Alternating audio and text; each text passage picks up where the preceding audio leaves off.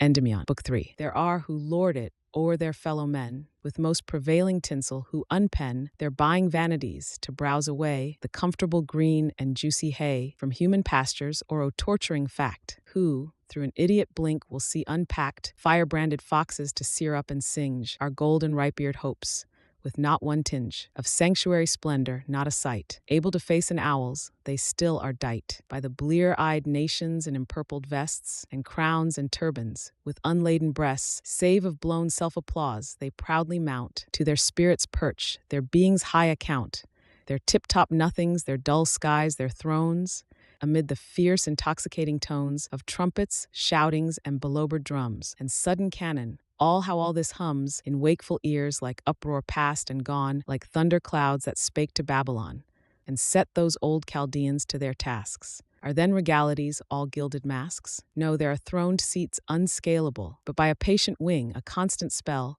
or by ethereal things that unconfined can make a ladder of the eternal wind and poise about in cloudy thunder tents to watch the abysm birth of elements. I, bove the withering of old-lipped fate, 1,000 powers keep religious state, in water fiery realm and airy born, and silent as a consecrated urn, holds sphery sessions for a season due. Yet few of these far majesties, few, have bared their operations to this globe, few who with gorgeous pageantry enrobe our piece of heaven, whose benevolence shakes hand with our own series, every sense filling with spiritual sweets to plenitude, as bees gorge full their cells, and by the feud, twixt nothing and creation I here swear, etern Apollo, that thy sister fair is of all these the gentlier mightiest. When thy gold breath is misting in the west, she unobserved steals unto her throne, and there she sits most meek and most alone, as if she had not pomp subservient, as if thine eye, high poet, was not bent towards her with the muses in thine heart,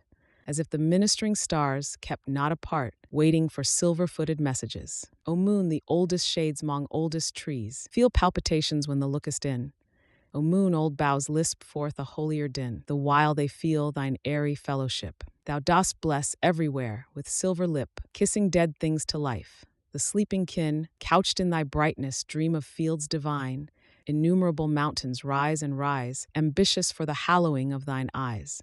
And yet thy benediction passeth not. One obscure hiding place, one little spot, where pleasure may be sent, the nested wren, has thy fair face within its tranquil ken, and from beneath a sheltering ivy leaf takes glimpses of thee. Thou art a relief to the poor patient oyster, where it sleeps within its pearly house. The mighty deeps, the monstrous sea is thine, the myriad sea. O moon, far spooming ocean bows to thee, and Tellus feels his forehead's cumbrous load. Cynthia, where art thou now? What far abode of green or silvery bower doth enshrine such utmost beauty? Alas, thou dost pine for one as sorrowful, thy cheek is pale. For one whose cheek is pale, thou dost bewail his tears who weeps for thee. Where dost thou sigh? Ah, surely that light peeps from Vesper's eye. Or what a thing is love, 'tis she, but lo, how changed, how full of ache, how gone in woe. She dies at the thinnest cloud, her loveliness is wan on Neptune's blue, yet there's a stress of love spangles just off yon cape of trees, dancing upon the waves as if to please the curly foam with amorous influence. Oh, not so idle, for down glancing thence she fathoms eddies and runs wild about o'erwhelming watercourses, scaring out the thorny sharks from hiding holes and frightening their savage eyes with unaccustomed lightning. Where will the splendor be content to reach? O love, how potent hast thou been to teach strange journeyings, wherever beauty dwells, in gulf or airy, mountains or deep dells, in light, in gloom, in star or blazing sun. Thou pointest out the way, and straight 'tis won. Amid his toil thou gavest Leander breath, thou leddest Orpheus through the gleams of death. Thou madest Pluto bear thin element, and now, O winged chieftain, them hast sent a moonbeam to the deep, deep water world, to find Endymion, on gold sand impearled, with lily shells and pebbles milky white. Poor Cynthia greeted him and soothed her light. Against his pallid face he felt the charm to breathlessness, and suddenly a warm of his heart's blood. 'Twas very sweet. He stayed his wandering steps, and half-entranced laid his head upon a tuft of straggling weeds, to taste the gentle moon and freshening beads lashed from the crystal roof by fishes' tails. And so he kept until the rosy veils, mantling the east by Aurora's peering hand, were lifted from the water's breast and fawned into sweet air, and sobered morning came, meekly through billows, when like taper flame, left sudden by a dallying breath of air, he rose in silence and once more 'gan fare along his fated way. Far had he roamed, with nothing save the hollow vast that foamed above, around, and at his feet, save things more dead than Morpheus's imaginings, old rusted anchors, helmets, breastplates large, of gone sea warriors, brazen beaks and targ. Rudders that for 100 years had lost the sway of human hand, gold vase embossed with long-forgotten story, and wherein no reveler had ever dipped a chin, but those of Saturn's vintage, moldering scrolls, writ in the tongue of heaven, by those souls who first were on the earth, and sculptures rude in ponderous stone, developing the mood of ancient knocks, then skeletons of man, of beast, behemoth, and leviathan, an elephant, an eagle, and huge jaw of nameless monster, a cold leaden awe. These secrets struck into him, and unless Dian had chased away that heaviness, he might have died, but now, with cheered feel, he onward kept, wooing these thoughts to steal about the labyrinth in his soul of love. What is there in thee, moon, that thou shouldst move my heart so potently when yet a child? I oft have dried my tears when thou hast smiled. Thou seem'st my sister, hand in hand we went, from eve to morn across the firmament. No apples would I gather from the tree, till thou hadst cooled their cheeks deliciously. No tumbling water ever spake romance, but when my eyes with thine thereon could dance. No woods were green enough, no bower divine, until thou liftedst up thine eyelids fine. In sowing time ne'er would I dibble take, or drop a seed till thou wast wide awake, and in the summer tide of blossoming, no one but thee hath heard me blithely sing, and mesh my dewy flowers all the night. No melody was like a passing sprite, if it went not to solemnize thy reign. Yes, in my boyhood every joy and pain by thee were fashioned to the self-same end, and as I grew in years still didst thou blend, with all my ardors thou wast the deep glen, thou wast the mountain top, the sage's pen, the poet's harp, the voice of friends, the sun. Thou wast the river, thou wast glory won. Thou wast my clarion's blast, thou wast my steed, my goblet full of wine, my topmost deed. Thou wast the charm of women, lovely moon. Oh, what a wild and harmonized tune. My spirit struck from all the beautiful. On some bright essence could I lean and lull. Myself to mortality I pressed, nature's soft pillow in a wakeful rest. But gentle orb, there came a nearer bliss. My strange love came, felicity's abyss. She came, and thou didst fade and fade away, yet not entirely. No, thy starry swaw has been an under passion to this hour. Now I begin to feel thine orby power is coming fresh upon me. Oh, be kind, keep back thine influence, and do not blind my sovereign vision. Dearest love, forgive that I can think away from thee and live. Pardon me, airy planet that I prize, one thought beyond thine argent luxuries. How far beyond? At this a surprised start frosted the springing verdure of his heart. For as he lifted up his eyes to swear how his own goddess was past all things fair, he saw far in the concave green of the sea an old man sitting calm and peacefully. Upon a weeded rock this old man sat, and his white hair was awful, and a mat of weeds were cold beneath his cold, thin feet, and ample as the largest winding sheet, a cloak of blue wrapped up his aged bones, o'erwrought with symbols by the deepest groans of ambitious magic. Every ocean form was woven in with black distinctness. Storm and calm and whispering and hideous roar were emblemed in the woof, with every shape that skims or dives or sleeps twixt cape and cape. The gulping whale was like a dot in the spell, yet look upon it, and to'd size and swell to its huge self, and the minutest fish would pass the very hardest gazer's wish, and show his little eyes anatomy. Then there was pictured the regality of Neptune, and the sea nymphs round his state, in beauteous vassalage, look up and wait. Beside this old man lay a pearly wand, and in his lap a book which he conned so steadfastly that the new denizen had time to keep him in amazed ken, to mark these shadowings and stand in awe. The old man raised his hoary head and saw the wildered stranger, seeming not to see. His features were so lifeless. Suddenly, he woke as from a trance. His snow-white brows went arching up, and like two magic plows, furrowed deep wrinkles in his forehead large, which kept as fixedly as rocky marge, till round his withered lips had gone a smile. Then up he rose, like one whose tedious toil had watched for years in forlorn hermitage, who had not from midlife to utmost age eased in one accent his o'erburdened soul. Even to the trees he rose, he grasped his stole, with convulsed clenches waving it abroad, and in a voice of solemn joy that awed echo into oblivion, he said, "Thou art the man. Now shall I lay my head in peace upon my watery pillow now. Sleep will come smoothly to my weary brow. O Jove, I shall be young again, be young. O shell-born Neptune, I am pierced and stung with newborn life. What shall I do? Where go? When I have cast this serpent skin of woe, I'll swim to the sirens, and one moment listen their melodies, and see their long hair glisten. And non upon that giant's arm I'll be, that writhes about the roots of Sicily. To northern seas I'll in a twinkling sail, and mount upon the snortings of a whale. To some black cloud, thence down I'll madly sweep, on forked lightning to the deepest deep, where through some sucking pool I will be hurled, with rapture to the other side of the world. Oh, I am full of gladness, sisters three, I bow full-hearted to your old decree. Yes, every god be thanked, and power benign, for I no more shall wither, droop, and pine. Thou art the man. Endymion started back, dismayed, and like a wretch from whom the rack tortures hot breath and speech of agony. What lonely death am I to die? In this cold region will he let me freeze and float my brittle limbs o'er polar seas? Or will he touch me with his searing hand and leave a black memorial on the sand? Or tear me piecemeal with a bony saw and keep me as a chosen food to draw his Magian fish through hated fire and flame? O misery of hell, resistless tame, am I to be burnt up? No, I will shout until the gods through heaven's blue look out. O Tartarus, but some few days agone, her soft arms were entwining me, and on her voice I hung like fruit among green leaves. Her lips were all my own, and ripe sheaves of happiness, ye on the stubble droop, but never may be garnered. I must stoop my head and kiss death's foot. Love, love, farewell. Is there no hope from thee? This horrid spell would melt at thy sweet breath. By Dian's hind, feeding from her white fingers on the wind. I see thy streaming hair, and now by Pan, I care not for this old mysterious man. He spake, and walking to that aged form, looked high defiance. Lo, his heart gan warm with pity, for the gray-haired creature wept. Had he then wronged a heart where sorrow kept?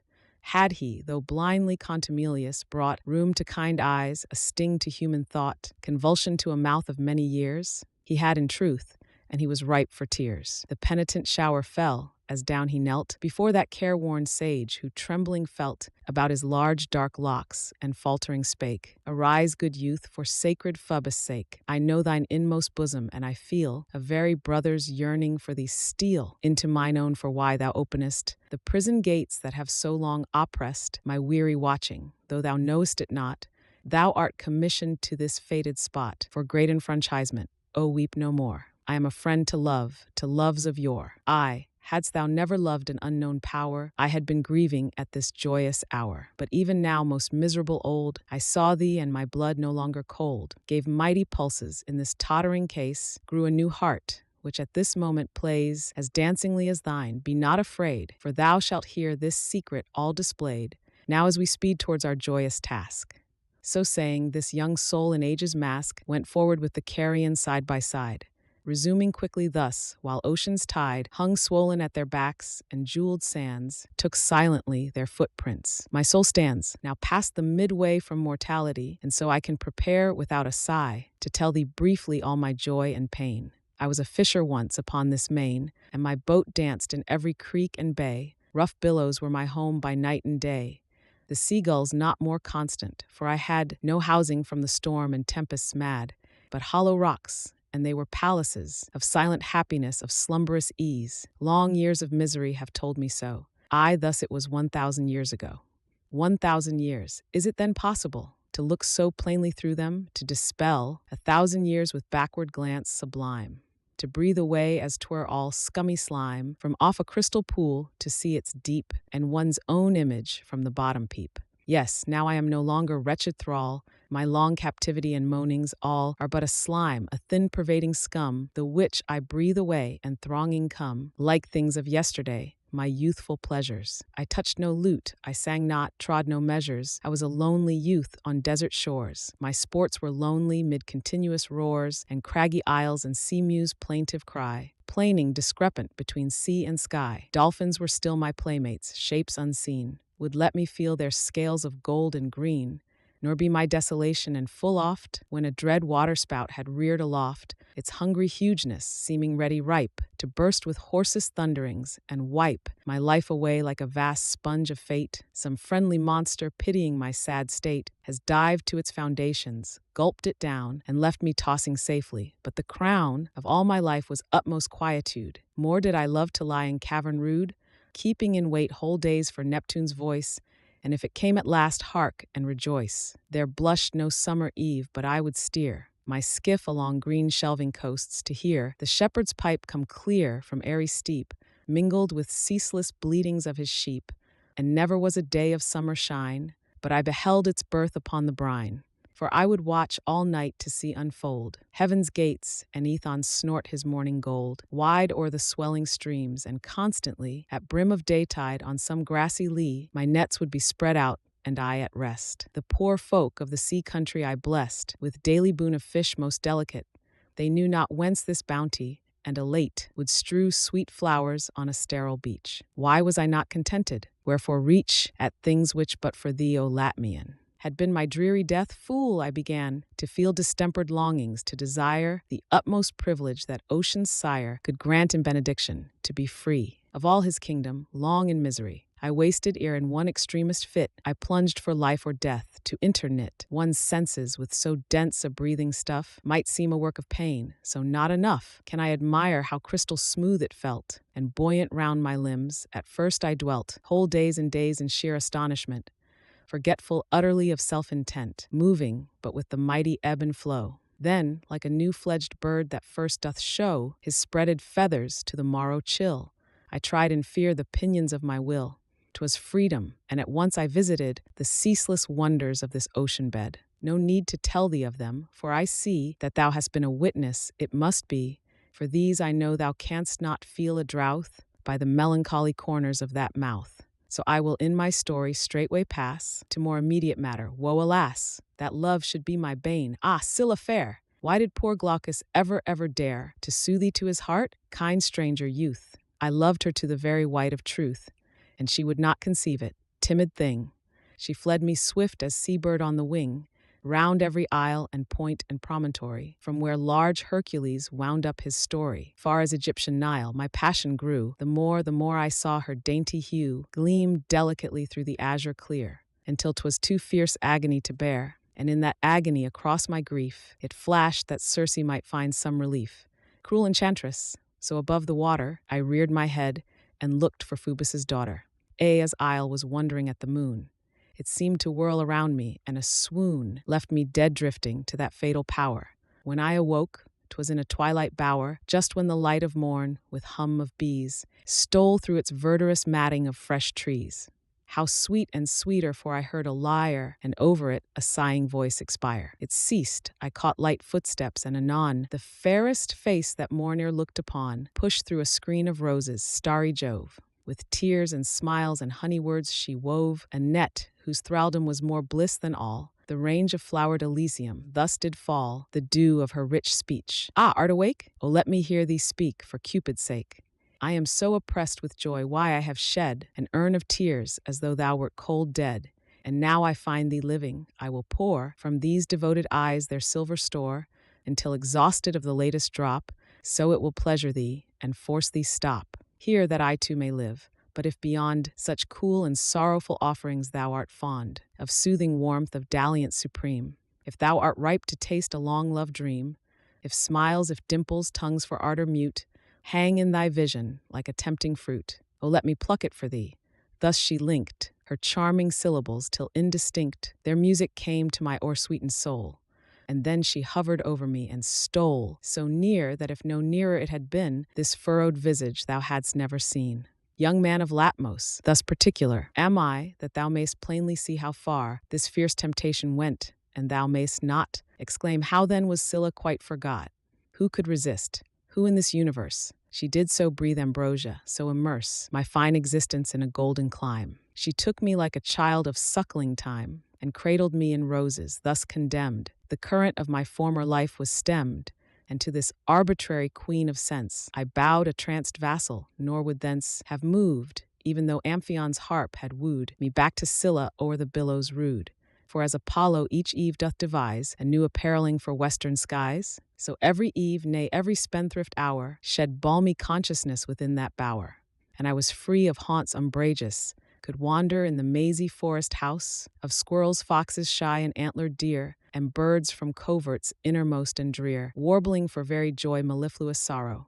To me newborn delights, now let me borrow, for moments few, a temperament as stern as Pluto's scepter, that my words not burn, these uttering lips, while I in calm speech tell how specious heaven was changed to real hell. One morn she left me sleeping, half awake. I sought for her smooth arms and lips to slake my greedy thirst with nectarous camel draughts, but she was gone, whereat the barbed shafts of disappointment stuck in me so sore, that out I ran and searched the forest o'er.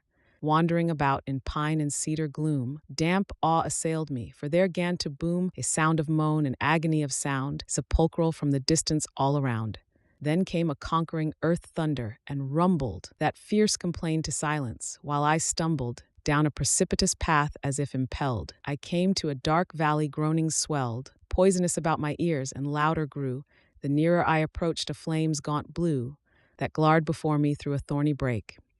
This fire, like the eye of Gordian's snake, bewitched me towards, and I soon was near, a sight too fearful for the feel of fear. In thicket hid I cursed the haggard scene, the banquet of my arms, my arbor queen, seated upon an uptorn forest root, and all around her shapes, wizard and brute, laughing and wailing, groveling, serpenting, shewing tooth, tusk, and venom bag and sting. Oh, such deformities, old Charon's self, should he give up awhile his penny pelf, and take a dream 'mong rushes Stygian, it could not be so fantasied. Fierce, wan, and tyrannizing was the lady's look, as over them a gnarled staff she shook.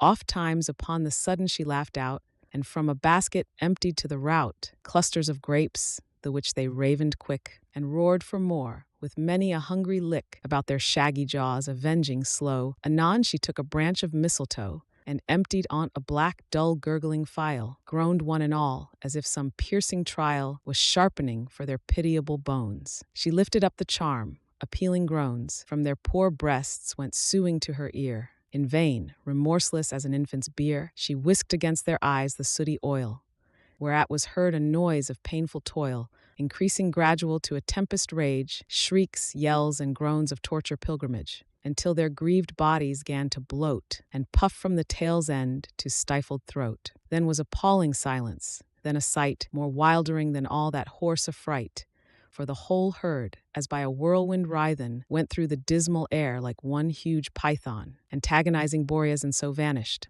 Yet there was not a breath of wind. She banished these phantoms with a nod. Lo, from the dark came waggish fauns and nymphs and satyrs stark, with dancing and loud revelry, and went, swifter than centaurs after rapine bent. Sighing, an elephant appeared and bowed before the fierce witch, speaking thus aloud, in human accent, potent goddess, chief of pains resistless, make my being brief, or let me from this heavy prison fly, or give me to the air, or let me die. I sue not for my happy crown again, I sue not for my phalanx on the plain, I sue not for my lone, my widowed wife, I sue not for my ruddy drops of life. My children fair, my lovely girls and boys, I will forget them, I will pass these joys. Ask not so heavenward, so too high, only I pray as fairest boon to die, or be delivered from this cumbrous flesh, from this gross, detestable, filthy mesh, and merely given to the cold, bleak air. Have mercy, goddess, Circe, feel my prayer. That cursed magician's name fell icy numb. Upon my wild conjecturing, truth had come, naked and saber-like against my heart. I saw a fury whetting a death dart, and my slain spirit, overwrought with fright, fainted away in that dark lair of night. Think, my deliverer, how desolate my waking must have been. Disgust and hate and terrors manifold divided me. A spoil amongst them, I prepared to flee into the dungeon core of that wild wood. I fled 3 days, when lo, before me stood, glaring the angry witch. Otis, even now, a clammy dew is beating on my brow, at mere remembering her pale laugh and curse. Ha, ha, Sir Dainty, there must be a nurse, made of rose leaves and thistledown, express, to cradle thee, my sweet, and lull thee. Yes, I am too flinty hard for thy nice touch. My tenderest squeeze is but a giant's clutch. So, fairy thing, it shall have lullabies, unheard of yet, and it shall still its cries upon some breast more lily feminine. Oh no, it shall not pine and pine and pine more than one pretty trifling 1,000 years.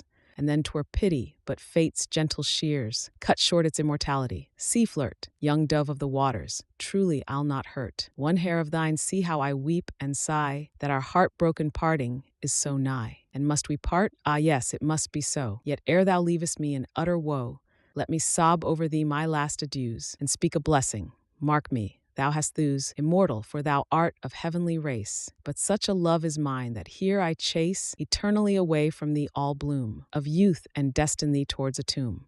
Hence shalt thou quickly to the watery vast, and there, ere many days be overpast, disabled age shall seize thee, and even then thou shalt not go the way of aged men, but live and wither, cripple and still breathe. 100 years which gone, I then bequeath thy fragile bones to unknown burial. Adieu, sweet love, adieu. As shot stars fall, she fled ere I could groan for mercy. Stung and poisoned was my spirit, despair sung, a war song of defiance gainst all hell. A hand was at my shoulder to compel my sullen steps, another for my eyes, moved on with pointed finger. In this guise, enforced at the last by ocean's foam, I found me by my native home. Its tempering coolness, to my life akin, came salutary as I waded in, and with a blind, voluptuous rage I gave battle to the swollen billow ridge, and drave large froth before me while there yet remained hale strength, nor from my bones all marrow drained. Young lover, I must weep such hellish spite, with dry cheek who can tell, while thus my might, proving upon this element dismayed, upon a dead thing's face my hand I laid. I looked, 'twas Scylla, cursed Circe, O vulture witch, hast never heard of mercy? Could not thy harshest vengeance be content? But thou must nip this tender innocent, because I loved her. Cold, oh cold indeed, were her fair limbs, and like a common weed the sea swell took her hair. Dead as she was, I clung about her waist, nor ceased to pass, fleet as an arrow through unfathomed brine, until there shone a fabric crystalline, ribbed and inlaid with coral, pebble, and pearl. Headlong I darted, at one eager swirl, gained its bright portal, entered, and behold, 'twas vast and desolate and icy cold, and all around, but wherefore this to thee, who in few minutes more thyself shalt see? I left poor Scylla in a niche and fled. My fevered parchings up, my scathing dread, met palsy halfway. Soon these limbs became gaunt, withered, sapless, feeble, cramped, and lame. Now let me pass a cruel, cruel space, without one hope, without one faintest trace of mitigation or redeeming bubble, of colored fantasy, for I fear to trouble thy brain to loss of reason. And next tell how a restoring chance came down to quell one half of the witch in me. On a day, sitting upon a rock above the spray, I saw grow up from the horizon's brink a gallant vessel. Soon she seemed to sink away from me again, as though her course had been resumed in spite of hindering force.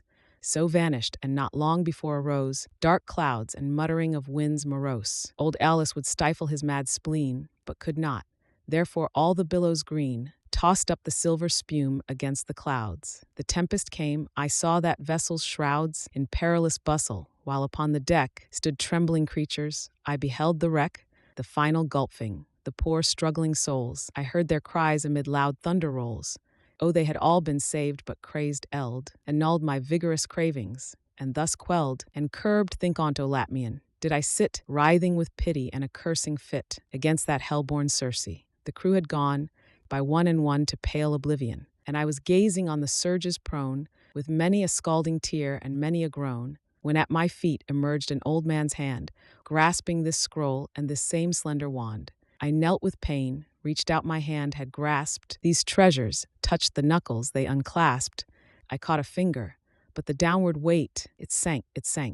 Then 'gan abate the storm, and through chill aguish gloom outburst the comfortable sun. I was athirst to search the book, and in the warming air parted its dripping leaves with eager care. Strange matters did it treat of, and drew on my soul page after page till well nigh won into forgetfulness, when stupefied I read these words and read again, and tried my eyes against the heavens and read again. Oh, what a load of misery and pain each atlas line bore off. A shine of hope came gold around me, cheering me to cope, strenuous with hellish tyranny. Attend, for thou hast brought their promise to an end.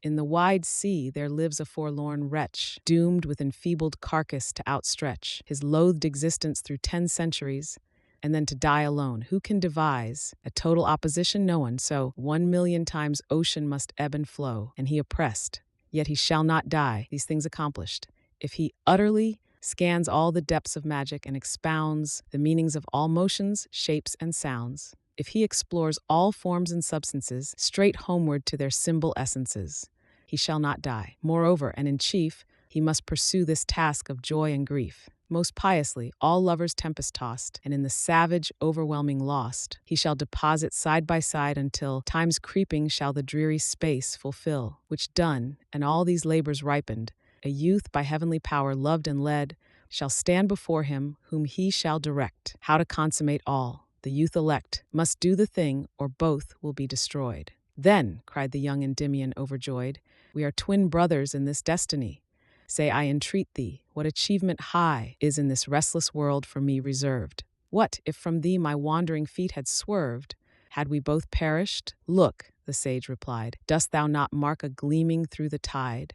Of divers brilliances 'tis the edifice I told thee of, where lovely Scylla lies, and where I have enshrined piously all lovers whom fell storms have doomed to die throughout my bondage. Thus discoursing on that, they went till unobscured the porches shone, which hurryingly they gained and entered straight. Sure never since King Neptune held his state was seen such wonder underneath the stars. Turn to some level plain where haughty Mars has legioned all his battle, and behold how every soldier with firm foot doth hold his even breast. See many steeled squares and rigid ranks of iron, whence who dares one step imagine further, line by line, these warrior thousands on the field supine.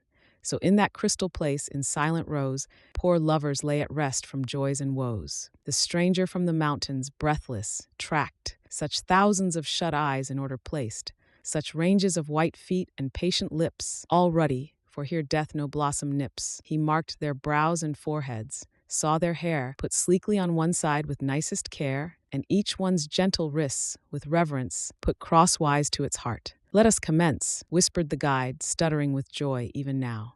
He spake, and trembling like an aspen bough, began to tear his scroll in pieces small, uttering the while some mumblings funeral. He tore it into pieces small as snow, that drifts unfeathered when bleak northerns blow, and having done it, took his dark blue cloak, and bound it round Endymion, then struck his wand against the empty air times 9. What more there is to do, young man, is thine, but first a little patience. First undo this tangled thread, and wind it to a clue. Ah, gentle, 'tis as weak as spider's skein, and shouldst thou break it, what is it done so clean? A power overshadows thee, O brave. The spite of hell is tumbling to its grave. Here is a shell, 'tis pearly blank to me, nor marked with any sign or charactery. Canst thou read aught? O read for pity's sake. Olympus, we are safe, now carry and break this wand against yon lyre on the pedestal. 'Twas done, and straight with sudden swell and fall, sweet music breathed her soul away, and sighed, a lullaby to silence, youth now strew these minced leaves on me, and passing through those files of dead, scatter the same around, and thou wilt see the issue. Mid the sound of flutes and viols ravishing his heart, Endymion from Glaucus stood apart, and scattered in his face some fragments light.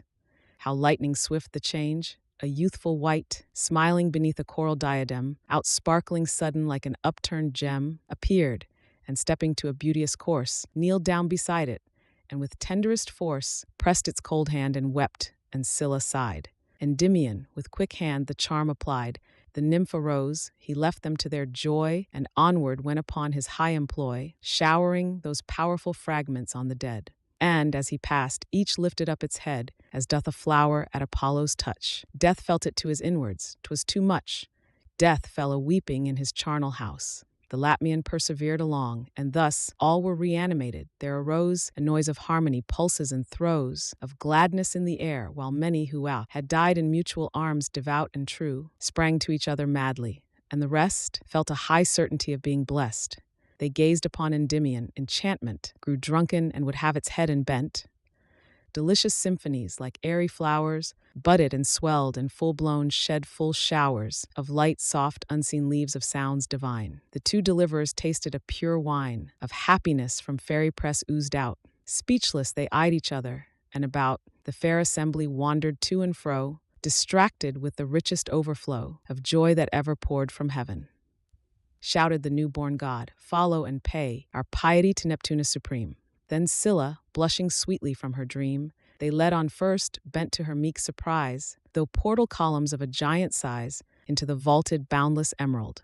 Joyous all followed as the leader called, down marble steps pouring as easily as hourglass sand and fast as you might see, swallows obeying the south summer's call, or swans upon a gentle waterfall. Thus went that beautiful multitude, nor far, ere from among some rocks of glittering spar, just within ken they saw descending thick another multitude, whereat more quick moved either host.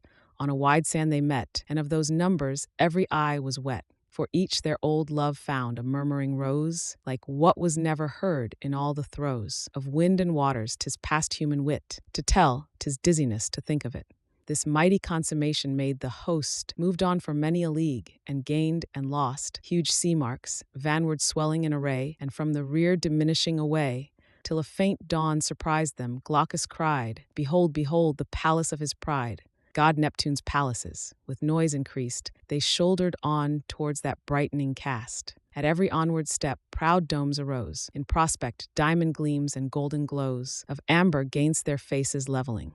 Joyous, and many as the leaves in spring, still onward, still the splendor gradual swelled. Rich opal domes were seen on high upheld by jasper pillars, letting through their shafts a blush of coral, copious wonder draughts. Each gazer drank, and deeper drank more near. For what poor mortals fragment up as mere as marble was there lavish to the vast of one fair palace that far, far surpassed. Even for common bulk, those olden three, Memphis and Babylon and Nineveh, as large, as bright, as colored as the bow of Iris, when unfading it doth show, beyond a silvery shower was the arch, through which this Paphian army took its march, into the outer courts of Neptune's state, whence could be seen direct a golden gate, to which the leaders sped, but not half wrought, ere it burst open swift as fairy thought, and made those dazzled thousands veil their eyes, like callow eagles at the first sunrise. Soon with an eagle nativeness their gaze, ripe from hue golden swoons, took all the blaze, and then behold,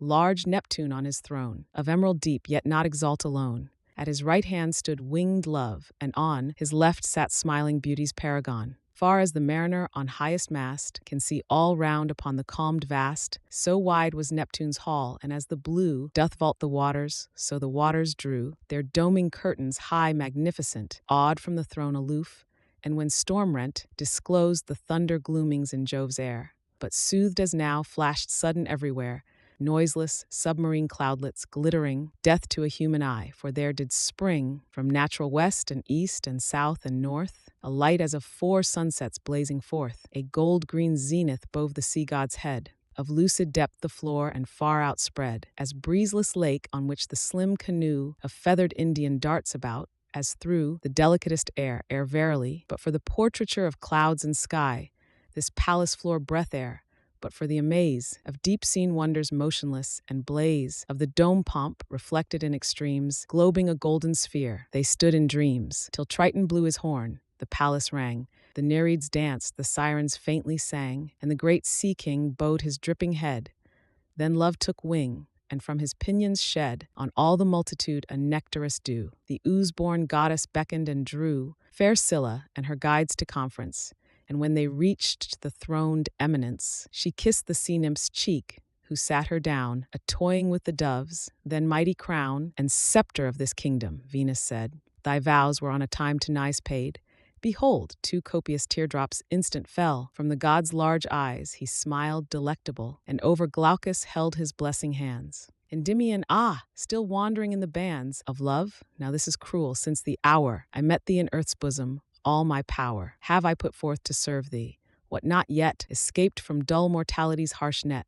A little patience, youth, 'twill not be long, or I am skilless quite, an idle tongue, a humid eye, and steps luxurious, where these are new and strange, are ominous.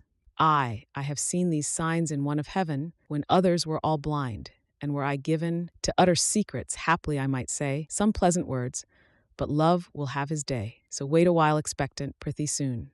Even in the passing of thine honeymoon, visit my Styria, thou wilt find Cupid well-natured, my Adonis kind, and pray persuade with thee, I have done, all blisses be upon thee, my sweet son. Thus the fair goddess, while Endymion knelt to receive those accents halcyon. Meantime a glorious revelry began before the water monarch. Nectar ran in courteous fountains to all cups outreached, and plundered vines, teeming exhaustless, pleached new growth about each shell and pendant lyre. The which, in disentangling for their fire, pulled down fresh foliage and coverture, for dainty toying Cupid empire sure, fluttered and laughed, and oft times through the throng made a delighted way, then dance and song and garlanding grew wild and pleasure reigned.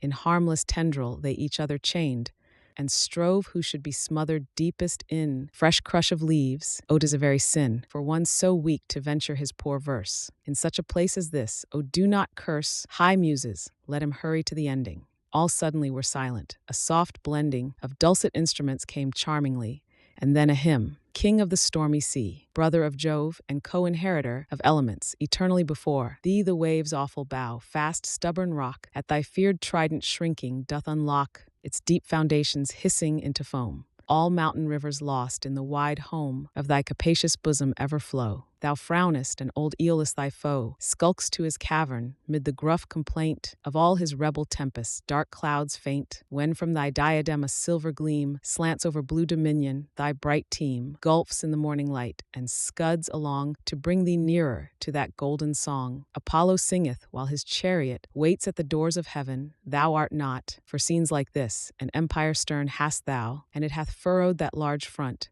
Yet now, as newly come of heaven, dost thou sit, to blend and interknit subdued majesty with this glad time. O shell-born king sublime, we lay our hearts before thee evermore. We sing and we adore. Breathe softly, flutes, be tender of your strings, ye soothing lutes.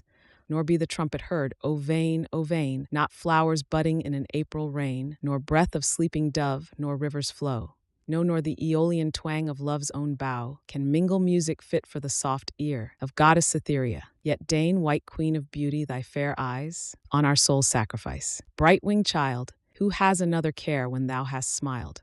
Unfortunates on earth we see at last, all death shadows and glooms that overcast our spirits fanned away by thy light pinions. O sweetest essence, sweetest of all minions, god of warm pulses and disheveled hair, and panting bosoms bare, dear unseen light in darkness, eclipser of light in light, delicious poisoner, thy venomed goblet will we quaff until we fill, and by thy mother's lips was heard no more. For clamor, when the golden palace door opened again, and from without in shone a new magnificence on oozy throne, smooth moving came Oceanus the old, to take a latest glimpse at his sheepfold. Before he went into his quiet cave, to muse forever, then a lucid wave, scooped from its trembling sisters of mid-sea, afloat and pillowing up the majesty of Doris and the Aegean seer her spouse. Next, on a dolphin clad in laurel boughs, Theban Amphion leaning on his lute. His fingers went across it, all were mute, to gaze on Amphitrite, queen of pearls, and Thetis pearly too. The palace whirls around giddy Endymion, seeing he was there far strayed from mortality. He could not bear it, shut his eyes in vain. Imagination gave a dizzier pain. Oh, I shall die. Sweet Venus, be my stay. Where is my lovely mistress? Well away. I die, I hear her voice, I feel my wing. At Neptune's feet he sank. A sudden ring of Nereids were about him in kind strife, to usher back his spirit into life. But still he slept. At last they interwove their cradling arms, and purposed to convey towards a crystal bower far away. Lo, while slow carried through the pitying crowd, to his inward senses these words spake aloud, written in starlight on the dark above. Dearest Endymion, my entire love, how have I dwelt in fear of fate, 'tis done. Immortal bliss for me too hast thou won. Arise then, for the hen-dove shall not hatch her ready eggs before I'll kissing snatch thee into endless heaven. Awake, awake. The youth at once arose. A placid lake came quiet to his eyes, and forest green, cooler than all the wonders he had seen, lulled with its simple song his fluttering breast. How happy once again in grassy nest. Endymion. Book 4. Muse of my native land, loftiest muse, O firstborn on the mountains by the hues of heaven, on the spiritual air begot. Long didst thou sit alone in northern grot, while yet our England was a wolfish den, before our forests heard the talk of men, before the first of Druids was a child. Long didst thou sit amid our regions wild, wrapped in a deep prophetic solitude. There came an eastern voice of solemn mood, yet wast thou patient. Then sang forth the nine Apollo's garland, yet didst thou divine such homebred glory that they cried in vain. Come hither, sister of the island plain, spake fair Ausonia, and once more she spake a higher summons. Still didst thou betake thee to thy native hopes. O thou hast won a full accomplishment.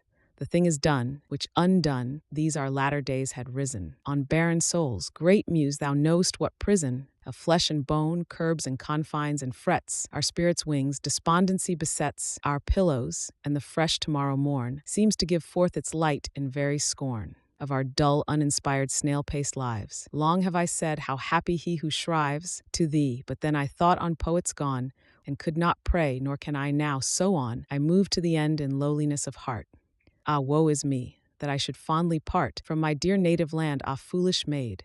Glad was the hour when with thee myriads bade adieu to Ganges and their pleasant fields. To one so friendless the clear freshet yields a bitter coolness, the ripe grape is sour, yet I would have, great gods, but one short hour of native air, let me but die at home. Endymion to heaven's airy dome was offering up a hecatomb of vows when these words reached him, whereupon he bows his head through thorny green entanglement of underwood, and to the sound is bent, anxious as hind towards her hidden fawn. Is no one near to help me? No fair dawn of life from charitable voice, no sweet saying to set my dull and saddened spirit playing. No hand to toy with mine, no lips so sweet that I may worship them, no eyelids meet to twinkle on my bosom, no one dies before me till from these enslaving eyes redemption sparkles. I am sad and lost. Thou, carrion lord, hadst better have been tossed into a whirlpool, vanish into air, warm mountaineer, for canst thou only bear a woman's sigh alone and in distress? See not her charms. Is Phoebe passionless? Phoebe is fairer far, O gaze no more. Yet if thou wilt behold all beauty's store, behold her panting in the forest grass. Do not those curls of glossy jet surpass for tenderness the arms so idly lain amongst them? Feelest not a kindred pain to see such lovely eyes in swimming search after some warm delight that seems to perch dove-like in the dim cell lying beyond their upper lids? Oh, for Hermes' wand to touch this flower into human shape, that woodland hyacinthus could escape from his green prison, and here, kneeling down, call me his queen, his second life's fair crown. Ah me, how I could love, my soul doth melt for the unhappy youth. Love I have felt, so faint to kindness, such a meek surrender to what my own full thoughts had made too tender, that but for tears my life had fled away. Ye deaf and senseless minutes of the day, and thou, old forest, hold ye this for true: there is no lightning, no authentic dew, but in the eye of love there's not a sound, melodious howsoever, can confound the heavens and earth in one to such a death, as doth the voice of love. There's not a breath will mingle kindly with the meadow air, till it has panted round and stolen a share of passion from the heart. Upon a bough he leant wretched, he surely cannot now thirst for another love, O impious, that he can even dream upon it thus. Thought he, why am I not as are the dead, since to a woe like this I have been led through the dark earth and through the wondrous sea. Goddess, I love thee not the less. From thee, by Juno's smile, I turn, no, no, no. While the great waters are at ebb and flow, I have a triple soul, O fond pretense. For both my love is so immense, I feel my heart is cut in twain for them. And so he groaned, as one by beauty slain. The lady's heart beat quick, and he could see her gentle bosom heave tumultuously. He sprang from his green covert. There she lay, sweet as a musk-rose upon new-made hay, with all her limbs on tremble and her eyes shut softly up alive. To speak he tries. Fair damsel, pity me, forgive that I thus violate thy bower's sanctity. O pardon me, for I am full of grief, grief born of thee, young angel, fairest thief, who stolen hast away the wings wherewith I was to top the heavens. Dear maid Sith, thou art my executioner, and I feel, loving and hatred, misery and weal, will in a few short hours be nothing to me, and all my story, that much passion slew me, do smile upon the evening of my days, and, for my tortured brain begins to craze, be thou my nurse, and let me understand how dying I shall kiss that lily hand. Dost weep for me? Then should I be content. Scowl on, ye fates, until the firmament outblackens Erebus, and the full caverned earth crumbles into itself by the cloud girth of Jove. Those tears have given me a thirst to meet oblivion. As her heart would burst, the maiden sobbed awhile, and then replied, why must such desolation betide as that thou speakest of? Are not these green nooks empty of all misfortune?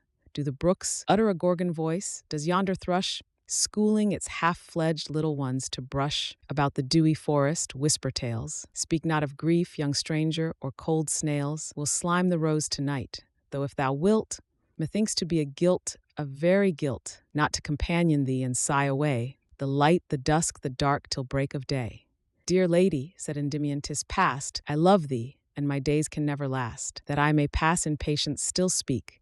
Let me have music dying, and I seek no more delight. I bid adieu to all. Didst thou not after other climates call, and murmur about Indian streams? Then she, sitting beneath the midmost forest tree, for pity sang this roundelay. O sorrow, why dost borrow the natural hue of health from vermeil lips, to give maiden blushes to the white rose bushes? Or is it thy dewy hand the daisy tips? Sorrow, why dost borrow the lustrous passion from a falcon eye, to give the glowworm light? Or on a moonless night, to tinge on siren shores the salt sea spry? O sorrow, why dost borrow the mellow ditties from a morning tongue, to give at evening pale unto the nightingale, that thou mayst listen the cold dews among? Sorrow, why dost borrow heart's lightness from the merriment of May? A lover would not tread a cowslip on the head, though he should dance from eve till peep of day, nor any drooping flower held sacred for thy bower, wherever he may sport himself and play. To sorrow he bade good morrow, and thought to leave her far away behind. But cheerly, cheerly, she loves me dearly. She is so constant to me and so kind. I would deceive her, and so leave her, but she is so constant and so kind. Beneath my palm trees, by the river side, I sat a-weeping. In the whole world wide there was no one to ask me why I wept, and so I kept brimming the water-lily cups with tears, cold as my fears. Beneath my palm trees, by the river side, I sat a-weeping. What enamored bride, cheated by shadowy wooer from the clouds, but hides in shrouds, beneath dark palm trees by a riverside? And as I sat over the light blue hills, there came a noise of revelers. The rills into the wide stream came of purple hue. 'Twas Bacchus and his crew. The earnest trumpet spake, and silver thrills from kissing cymbals made a merry din. 'Twas Bacchus and his kin. Like to a moving vintage down they came, crowned with green leaves and faces all on flame, all madly dancing through the pleasant valley to scare thee melancholy. O then, thou wast a simple name, and I forgot thee, as the buried holly by shepherds is forgotten, when in June tall chestnuts keep away the sun and moon. I rushed into the folly. Within his car aloft young Bacchus stood, trifling his ivy dart in dancing mood, with sidelong laughing and little rills of crimson wine imbrued. His plump white arms and shoulders, enough white for Venus's pearly bite, and near him rode Silenus on his ass, pelted with flowers as he on did pass, tipsily quaffing. Whence came ye, merry damsels, whence came ye?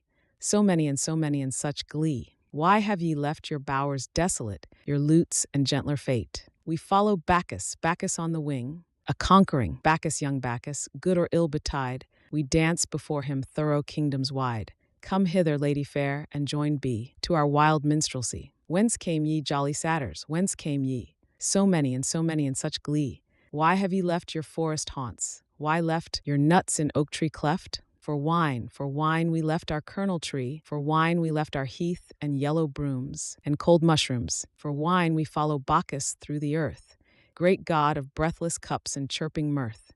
Come hither, lady fair, and joined be to our mad minstrelsy. Over wide streams and mountains great we went, and save when Bacchus kept his ivy tent. Onward the tiger and the leopard pants with Asian elephants. Onward these myriads with song and dance, with zebras striped and sleek Arabians prance, web-footed alligators, crocodiles, bearing upon their scaly backs in files, plump infant laughers mimicking the coil of seamen and stout galley rowers toil. With toying oars and silken sails they glide, nor care for wind and tide. Mounted on panthers' furs and lions' manes, from rear to van they scour about the plains. A 3 days' journey in a moment done. And always, at the rising of the sun, about the wilds they hunt with spear and horn. On spleenful unicorn, I saw Osirian Egypt kneel adown before the vine-wreath crown. I saw parched Abyssinia rouse and sing to the silver cymbals' ring. I saw the whelming vintage hotly pierce old Tartary the fierce. The kings of Indy their jewel scepters veil, and from their treasures scatter pearled hail. Great Brahma from his mystic heaven groans, and all his priesthood moans, before young Bacchus' eye-wink turning pale. Into these regions came I following him, sick-hearted, weary, so I took a whim to stray away into these forests drear, alone without a peer, and I have told thee all thou mayest hear. Young stranger, I've been a ranger, in search of pleasure throughout every clime. Alas, 'tis not for me, bewitched I sure must be, to lose in grieving all my maiden prime. Come then, sorrow, sweetest sorrow, like an own babe I nurse thee on my breast. I thought to leave thee, and deceive thee, but now of all the world I love thee best. There is not one, no, not one, but thee to comfort a poor lonely maid. Thou art her mother, and her brother, her playmate, and her wooer in the shade. Oh, what a sigh she gave in finishing, and look, quite dead to every worldly thing.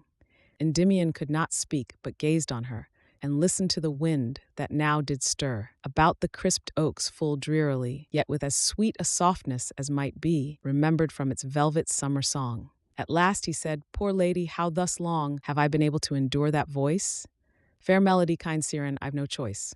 I must be thy sad servant evermore. I cannot choose but kneel here and adore. Alas, I must not think by Phoebe, no. Let me not think, soft angel, shall it be so? Say, beautifulest, shall I never think? O thou couldst foster me beyond the brink of recollection, make my watchful care, close up its bloodshot eyes nor see despair. Do gently murder half my soul, and I shall feel the other half so utterly. I'm giddy at that cheek so fair and smooth. Oh, let it blush so ever, let it soothe my madness, let it mantle rosy warm with the tinge of love panting in safe alarm. This cannot be thy hand, and yet it is. And this is sure thine other softling, this thine own fair bosom, and I am so near. Wilt fall asleep? Oh, let me sip that tear, and whisper one sweet word that I may know. This is this world, sweet dewy blossom. Woe, woe, woe to that Endymion. Where is he? Even these words went echoing dismally through the wide forest, a most fearful tone, like one repenting in his latest moan. And while it died away, a shade passed by, as of a thundercloud, when arrows fly through the thick branches, poor ring-doves sleek forth their timid necks and tremble. So these both leant to each other trembling, and sat so, waiting for some destruction, when lo, foot-feathered Mercury appeared sublime beyond the tall treetops, and in less time than shoots the slanted hailstorm, down he dropped towards the ground, but rested not, nor stopped one moment from his home. Only the sward he with his wand light touched, and heavenward, swifter than sight, was gone, even before the teeming earth a sudden witness bore of his swift magic. Diving swans appear above the crystal circlings white and clear, and catch the cheated eye in wild surprise. How they can dive in sight and unseen rise. So from the turf outsprang two steeds jet black, each with large dark blue wings upon his back. The youth of Caria placed the lovely dame on one, and felt himself in spleen to tame the other's fierceness. Through the air they flew, high as the eagles, like two drops of dew, exhaled to Phoebus' lips. Away they are gone, far from the earth away, unseen, alone, among cool clouds and winds, but that the free, the buoyant life of song can floating be above their heads and follow them untired. Muse of my native land, am I inspired? This is the giddy air, and I must spread wide pinions to keep here, nor do I dread or height or depth or width or any chance precipit I have beneath my glance those towering horses and their mournful freight. Could I thus sail and see and thus await, fearless for power of thought without thine aid?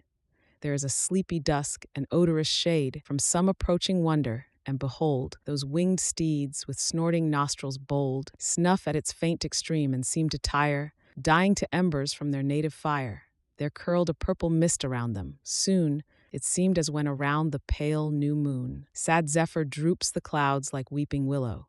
'Twas sleep slow journeying with head on pillow. For the first time since he came nigh dead born from the old womb of night, his cave forlorn, had he left more forlorn. For the first time he felt aloof the day and morning's prime, because into his depth Cimmerian there came a dream, showing how a young man, ere a lean bat could plump its wintry skin, would at high Jove's imperial footstool win an immortality, and how espouse Jove's daughter and be reckoned of his house. Now was he slumbering towards heaven's gate, that he might at the threshold 1 hour wait to hear the marriage melodies, and then sink downward to his dusky cave again. His litter of smooth, semi-lucent mist, diversely tinged with rose and amethyst, puzzled those eyes that for the center sought, and scarcely for one moment could be caught, his sluggish form reposing motionless. Those two on winged steeds, with all the stress of vision, searched for him, as one would look athwart the sallows of a river nook, to catch a glance at silver-throated eels,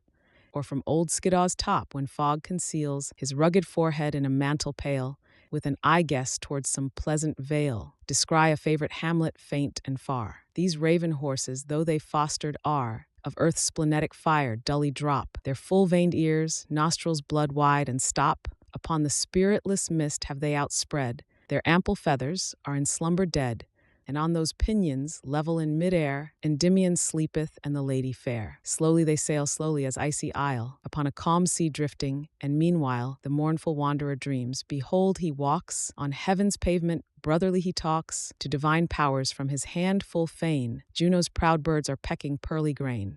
He tries the nerve of Phobos's golden bow, and asketh where the golden apples grow. Upon his arm he braces Pallas's shield, and strives in vain to unsettle and wield. A Jovian thunderbolt arch Hebe brings, a full-brimmed goblet dances lightly, sings, and tantalizes long. At last he drinks, and lost in pleasure at her feet he sinks, touching with dazzled lips her starlight hand. He blows a bugle, an ethereal band are visible above, the seasons four, green-kirtled spring, flush summer, golden store. In autumn sickle, winter frosty hoar, join dance with shadowy hours, while still the blast, in swells unmitigated, still doth last, to sway their floating morris. Whose is this? Whose bugle, he inquires, they smile. O Dis, why is this mortal here? Dost thou not know? Its mistress's lips, not thou, 'tis Dian's low. She rises crescented. He looks, 'tis she, his very goddess. Goodbye earth and sea, and air and pains and care and suffering. Goodbye to all but love. Then doth he spring towards her and awakes, and strange o'erhead,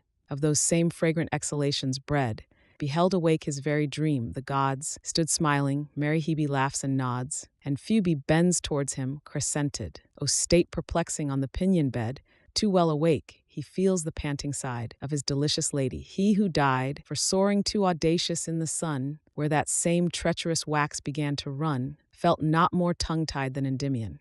His heart leapt up as to its rightful throne, to that fair-shadowed passion pulsed its way. Ah, what perplexity! Ah, well a day! So fond, so beauteous was his bedfellow, he could not help but kiss her. Then he grew, a while forgetful of all beauty save young Phoebe's, golden-haired, and so 'gan crave forgiveness. Yet he turned once more to look at the sweet sleeper, all his soul was shook. She pressed his hand in slumber, so once more he could not help but kiss her and adore. At this the shadow wept, melting away. The Latmian started up. Bright goddess, stay. Search my most hidden breast. By truth's own tongue, I have no daedal heart. Why is it wrung to desperation? Is there naught for me upon the bourne of bliss but misery? These words awoke the stranger of dark tresses. Her dawning love look wrapped Endymion blesses. With Havior soft, sleep yawned from underneath. Thou swan of Ganges, let us no more breathe. This murky phantasm thou contented seemst, pillowed in lovely idleness, nor dreamst what horrors may discomfort thee and me. Ah, shouldst thou die from my heart treachery? Yet did she merely weep, her gentle soul hath no revenge in it, as it is whole. In tenderness would I were whole in love. Can I prize thee, fair maid, till price above, even when I feel as true as innocence? I do. What is this soul then? Whence came it? It does not seem my own, and I have no self-passion or identity. Some fearful end must be. Where is it? By Nemesis I see my spirit flit alone about the dark. Forgive me, sweet. Shall we away? He roused the steeds, they beat their wings chivalrous into the clear air, leaving old sleep within his vapory lair. The good-night blush of eve was waning slow, and Vesper, risen star, began to throw in the dusk heavens silvery, when they thus sprang direct towards the galaxy. Nor did speed hinder converse soft and strange. Eternal oaths and vows they interchange, in such wise and such temper, so aloof, up in the winds, beneath a starry roof, so witless of their doom, that verily 'tis well nigh past man's search their hearts to see. Whether they wept, or laughed, or grieved, or toyed, most like with joy gone mad, with sorrow cloyed, fell facing their swift flight from ebon streak. The moon put forth a little diamond peak, no bigger than an unobserved star, or tiny point of fairy scimitar, bright signal that she only stooped to tie her silver sandals, ere deliciously she bowed into the heavens her timid head. Slowly she rose, as though she would have fled, while to his lady meek the carrion turned, to mark if her dark eyes had yet discerned this beauty in its birth. Despair. He saw her body fading gaunt and spare in the cold moonshine. Straight he seized her wrist. It melted from his grasp. Her hand he kissed. Her steed a little higher soared, and then dropped hawkwise to the earth. There lies a den, beyond the seeming confines of the space, made for the soul to wander in and trace its own existence of remotest glooms. Dark regions are around it, where the tombs of buried griefs the spirit sees, but scarce 1 hour doth linger weeping. For the pierce of newborn woe it feels more inly smart, And in these regions many a venomed dart at random flies. They are the proper home of every ill. The man is yet to come, who hath not journeyed in this native hell. But few have ever felt how calm and well sleep may be had in that deep den of all. Their anguish does not sting, nor pleasure pall. Woe hurricanes beat ever at the gate, yet all is still within and desolate. Beset with plainful gusts, within ye hear no sound so loud as when on curtained bier the death watch tick is stifled. Enter none, who strive therefore on the sudden it is won. Just when the sufferer begins to burn, then it is free to him, and from an urn, still fed by melting ice, he takes a draught. Young Semele such richness never quaffed in her maternal longing, happy gloom, dark paradise where pale becomes the bloom of health by dew, where silence dreariest is most articulate, where hopes infest, where those eyes are the brightest far that keep their lids shut longest in a dreamless sleep. O happy spirit home, O wondrous soul, pregnant with such a den to save the whole in thine own depth, hail gentle carrion, for never since thy griefs and woes began hast thou felt so content. A grievous feud hath led thee to this cave of quietude. Ay, his lulled soul was there, although upborne with dangerous speed, and so he did not mourn, because he knew not whither he was going.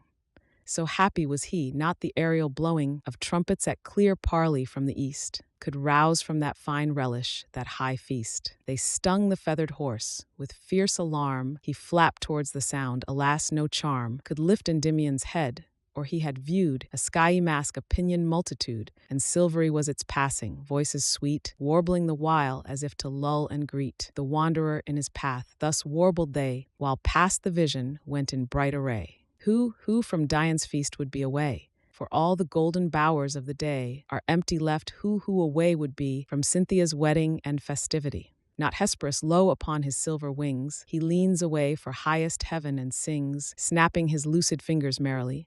Ah, Zephyrus, art here, and Flora too.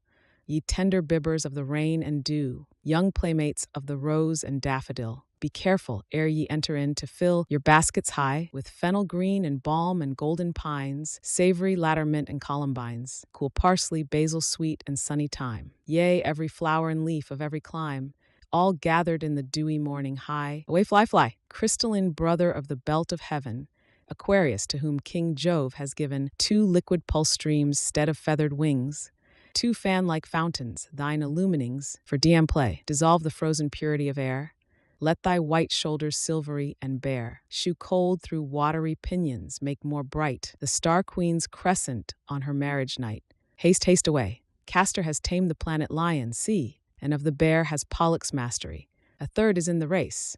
Who is the third? Speeding away swift as the eagle bird. The ramping centaur, the lion's mane's on end, the bear how fierce. The centaur's arrow ready seems to pierce some enemy, far forth his bow is bent into the blue of heaven. He'll be shent, pale unrelenter, when he shall hear the wedding lutes a-playing. Andromeda, sweet woman, why delaying so timidly among the stars? Come hither, join this bright throng, and nimbly follow whither they all are going. Danae's son, before Jove newly bowed, has wept for thee, calling to Jove aloud. Thee, gentle lady, did he disenthrall? Ye shall forever live and love, for all thy tears are flowing. By Daphne's fright, behold Apollo. More, Endymion heard not, down his steed him bore, prone to the green head of a misty hill. His first touch of the earth went nigh to kill. Alas, said he, were I but always borne through dangerous winds, had but my footsteps worn a path in hell, forever would I bless horrors which nourish an uneasiness. For my own sullen conquering, to him who lives beyond earth's boundary, grief is dim. Sorrow is but a shadow, now I see the grass, I feel the solid ground. It is thy voice divinest. Where, who left thee so quiet on this bed of dew? Behold, upon this happy earth we are. Let us love each other, let us fare on forest fruits, and never go among the abodes of mortals here below, or be by phantoms duped. O destiny, into a labyrinth now my soul would fly, but with thy beauty will I deaden it. Where didst thou melt to? By thee will I sit. Forever let our fate stop here. A kid I on this spot will offer, Pan will bid, Us live in peace, in love, and peace among his forest wildernesses. I have clung to nothing, loved a nothing, nothing seen, or felt but a great dream. Oh, I have been presumptuous against love, against the sky, against all elements, against the tie of mortals each to each, against the blooms of flowers, rush of rivers, and the tombs of heroes gone, against his proper glory. Has my own soul conspired, so my story will I to children utter and repent. There never lived a mortal man who bent his appetite beyond his natural sphere, but starved and died. My sweetest Indian, here will I kneel, for thou redeemed hast my life from too thin breathing, gone and past are cloudy phantasms, caverns lone, farewell, an air of visions, and the monstrous swell of visionary seas. No, never more shall airy voices cheat me to the shore of tangled wonder, breathless and aghast. Adieu, my daintiest dream, although so vast, my love is still for thee. The hour may come when we shall meet in pure Elysium. On earth I may not love thee, and therefore doves will I offer up and sweetest store all through the teeming year, so thou wilt shine, and on me and on this damsel fair of mine, and bless our simple lives, my Indian bliss. My river lily bud, one human kiss, one sigh of real breath, one gentle squeeze, warm as a dove's nest among summer trees, and warm with dew at ooze from living blood. Whither didst melt? Ah, what of that? All good. We'll talk about no more of dreaming.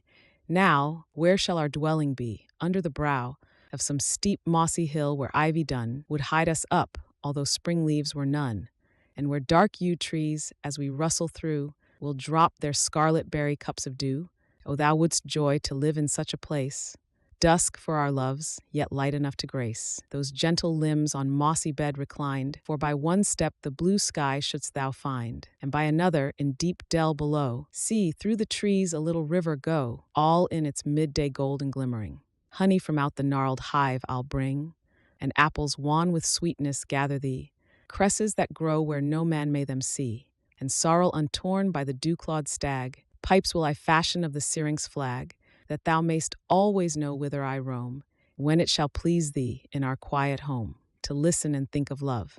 Still let me speak, still let me dive into the joy I seek, for yet the past doth prison me. The rill thou haply mayst delight in will I fill with fairy fishes from the mountain tarn, and thou shalt feed them from the squirrel's barn. Its bottom will I strew with amber shells, and pebbles blue from deep enchanted wells. Its sides I'll plant with dew-sweet eglantine, and honeysuckles full of clear bee wine. I will entice this crystal rill to trace love's silver name upon the meadow's face. I'll kneel to Vesta for a flame of fire, and to god Phoebus for a golden lyre, to Empress Diane for a hunting spear, to Vesper for a taper silver clear, that I may see thy beauty through the night. To Flora and a nightingale shall light. Tame on thy finger to the river gods, and they shall bring thee taper fishing rods of gold and lines of naiads' long bright tress. Heaven shield thee for thine utter loveliness. Thy mossy footstool shall the altar be, for which I'll bend, bending dear love to thee. Those lips shall be my Delphus and shall speak laws to my footsteps, color to my cheek, trembling or steadfastness to this same voice, and of three sweetest pleasurings the choice. And that affectionate light, those diamond things, those eyes, those passions, those supreme pearl springs, shall be my grief or twinkle me to pleasure. Say, is not bliss within our perfect seizure? Oh, that I could not doubt! The mountaineer thus strove by fancies vain and crude to clear his briared path to some tranquility. It gave bright gladness to his lady's eye, and yet the tears she wept were tears of sorrow, answering thus, just as the golden morrow beamed upward from the valleys of the east. Oh, that the flutter of this heart had ceased, or the sweet name of love had passed away. Young feathered tyrant by a swift decay, wilt thou devote this body to the earth? And I do think that at my very birth I lisped thy blooming titles inwardly, for at the first dawn and thought of thee, with uplift hands I bless the stars of heaven. Art thou not cruel? Ever have I striven to think thee kind, but it will not do. When yet a child I heard that kisses drew favor from thee, and so I gave and gave to the void air, bidding them find out love. But when I came to feel how far above all fancy pride and fickle maidenhood, all earthly pleasure, all imagined good, was the warm tremble of a devout kiss, even then, that moment, at the thought of this, fainting I fell into a bed of flowers, and languished there 3 days. Ye milder powers, am I not cruelly wronged? Believe, believe. Me, dear Endymion, were I to weave with my own fancy's garlands of sweet life, thou shouldst be one of all. Ah, bitter strife! I may not be thy love, I am forbidden. Indeed I am, thwarted, affrighted, chidden by things I trembled at, and Gorgon wrath. Twice hast thou asked whither I went. Henceforth, ask me no more. I may not utter it, nor may I be thy love. We might commit ourselves at once to vengeance. We might die. We might embrace and die. Voluptuous thought. Enlarge not to my hunger, or I'm caught in trammels of perverse deliciousness. No, no, that shall not be. Thee will I bless, and bid a long adieu. The carrion, no word returned, both lovelorn, silent, wan, into the valleys green together went. Far wandering, they were perforce content to sit beneath a fair lone beechen tree, nor at each other gazed, but heavily poured on its hazel cirque of shedded leaves. Endymion happy, it nigh grieves me to behold thee thus in last extreme. Ensked ere this, but truly that I deem truth the best music in a firstborn song. Thy lute-voiced brother will I sing ere long, and thou shalt aid. Hast thou not aided me? Yes, moonlight emperor, felicity has been thy meed for many 1,000 years. Yet often have I, on the brink of tears, mourned as if yet thou wert a forester. Forgetting the old tale, he did not stir his eyes from the dead leaves, or one small pulse of joy he might have felt. The spirit culls, unfaded amaranth, when wild it strays through the old garden ground of boyish days. A little onward ran the very stream by which he took his first soft poppy dream, and on the very bark gainst which he leant, a crescent he had carved, and round it spent his skill in little stars. The teeming tree had swollen and green the pious charactery, but not tan out. Why, there was not a slope up which he had not feared the antelope, and not a tree beneath whose rooty shade he had not with his tamed leopards played. Nor could an arrow light or javelin fly in the air where his had never been, and yet he knew it not. O treachery! Why does his lady smile, pleasing her eye? With all his sorrowing, he sees her not. But who so stares on him? His sister sure. Peona of the woods, can she endure? Impossible, how dearly they embrace. His lady smiles, delight is in her face. It is no treachery. Dear brother mine, Endymion, weep not so. Why shouldest thou pine, when all great Latmos so exalt will be? Thank the great gods, and look not bitterly, and speak not one pale word, and sigh no more. Sure, I will not believe thou hast such store of grief to last thee to my kiss again. Thou surely canst not bear a mind in pain, come hand in hand with one so beautiful. Be happy both of you, for I will pull the flowers of autumn for your coronals. Pan's holy priest for young Endymion calls, and when he is restored, thou, fairest dame, shalt be our queen. Now is it not a shame to see ye thus not very, very sad? Perhaps ye are too happy to be glad.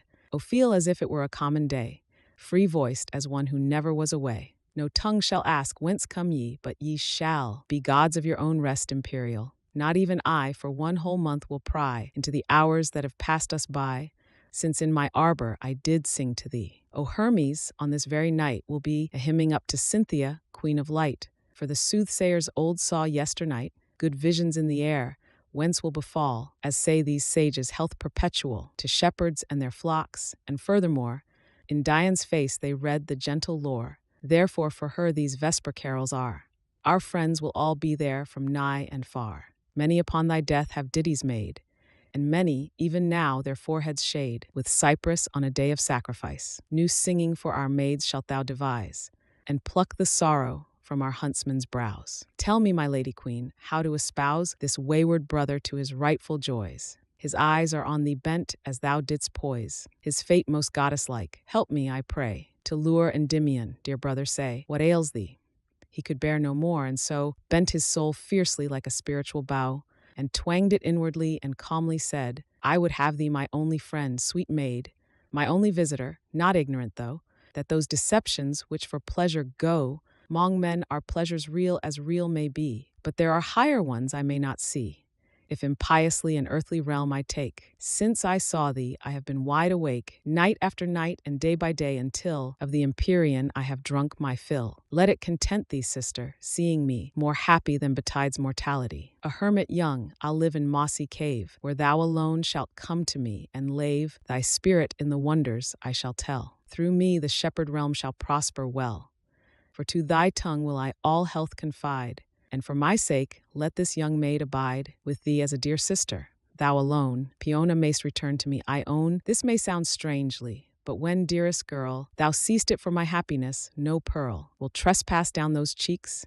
companion fair. Wilt be content to dwell with her, to share this sister's love with me, like one resigned and bent by circumstance and thereby blind, in self-commitment thus that meek unknown, I, but a buzzing by my ears has flown, of jubilee to truth I heard. Well then, I see there is no little bird, tender soever, but is Jove's own care. Long have I sought for rest, and unaware, behold I find it so exalted too, so after my own heart I knew there was a place untenanted in it. In that same void white chastity shall sit, and monitor me nightly to lone slumber. With sanest lips I vow me to the number of Dian's sisterhood, and kind lady, with thy good help, this very night shall see my future days to her fane consecrate. As feels a dreamer what doth most create, his own particular fright, so these three felt, or like one who in after ages knelt to Lucifer or Baal when he'd pine after a little sleep, or when in mine, far underground, a sleeper meets his friends, who know him not, each diligently bends towards common thoughts and things for very fear, striving their ghastly malady to cheer, by thinking it a thing of yes and no, that housewives talk of. But the spirit blow was struck, and all were dreamers. At the last, Endymion said, Are not our fates all cast? Why stand we here? Adieu, ye tender pair. Adieu, whereat those maidens with wild stare walked dizzily away, pained and hot. His eyes went after them, until they got near to a cypress grove, whose deadly maw, in one swift moment, would what then he saw engulf forever. Stay, he cried, stay! Turn, damsels hissed, one word I have to say. Sweet Indian, I would see thee once again. It is a thing I dote on, so I'd fain, Peona, ye should hand in hand repair into those holy groves that silent are, behind great Dian's temple, I'll be yon.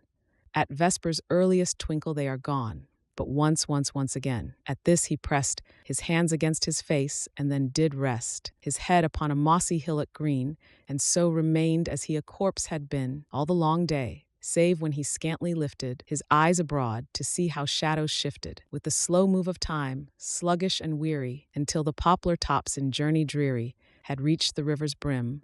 Then up he rose, and slowly as that very river flows, walked towards the temple grove with this lament.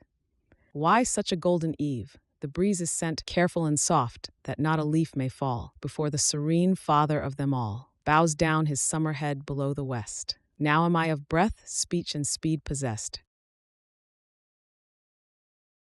To her for the last time, night will strew on the damp grass myriads of lingering leaves, and with them shall I die, nor much it grieves to die when summer dies on the cold sward. Why, I have been a butterfly, a lord of flowers, garlands, love knots, silly posies, groves, meadows, melodies, and arbor roses. My kingdom's at its death, and just it is that I should die with it.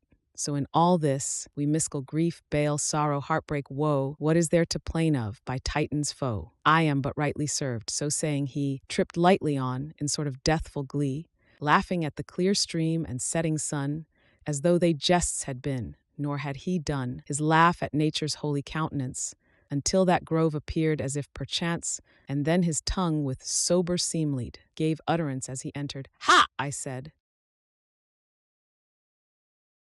and by old Rhadamanthus' tongue of doom, this dusk religion, pomp of solitude, and the Promethean clay by thief endued, by old Saturnus' forelock by his head, shook with eternal palsy, I did wed myself to things of light from infancy, and thus to be cast out, thus lorn to die, is sure enough to make a mortal man grow impious. So he inwardly began on things for which no wording can be found, deeper and deeper sinking until drowned, beyond the reach of music, for the choir of Cynthia he heard not, though rough briar nor muffling thicket interposed to dull the vesper hymn, far swollen, soft and full, through the dark pillars of those sylvan aisles. He saw not the two maidens nor their smiles, wan as primroses gathered at midnight by chilly-fingered spring. Unhappy wight,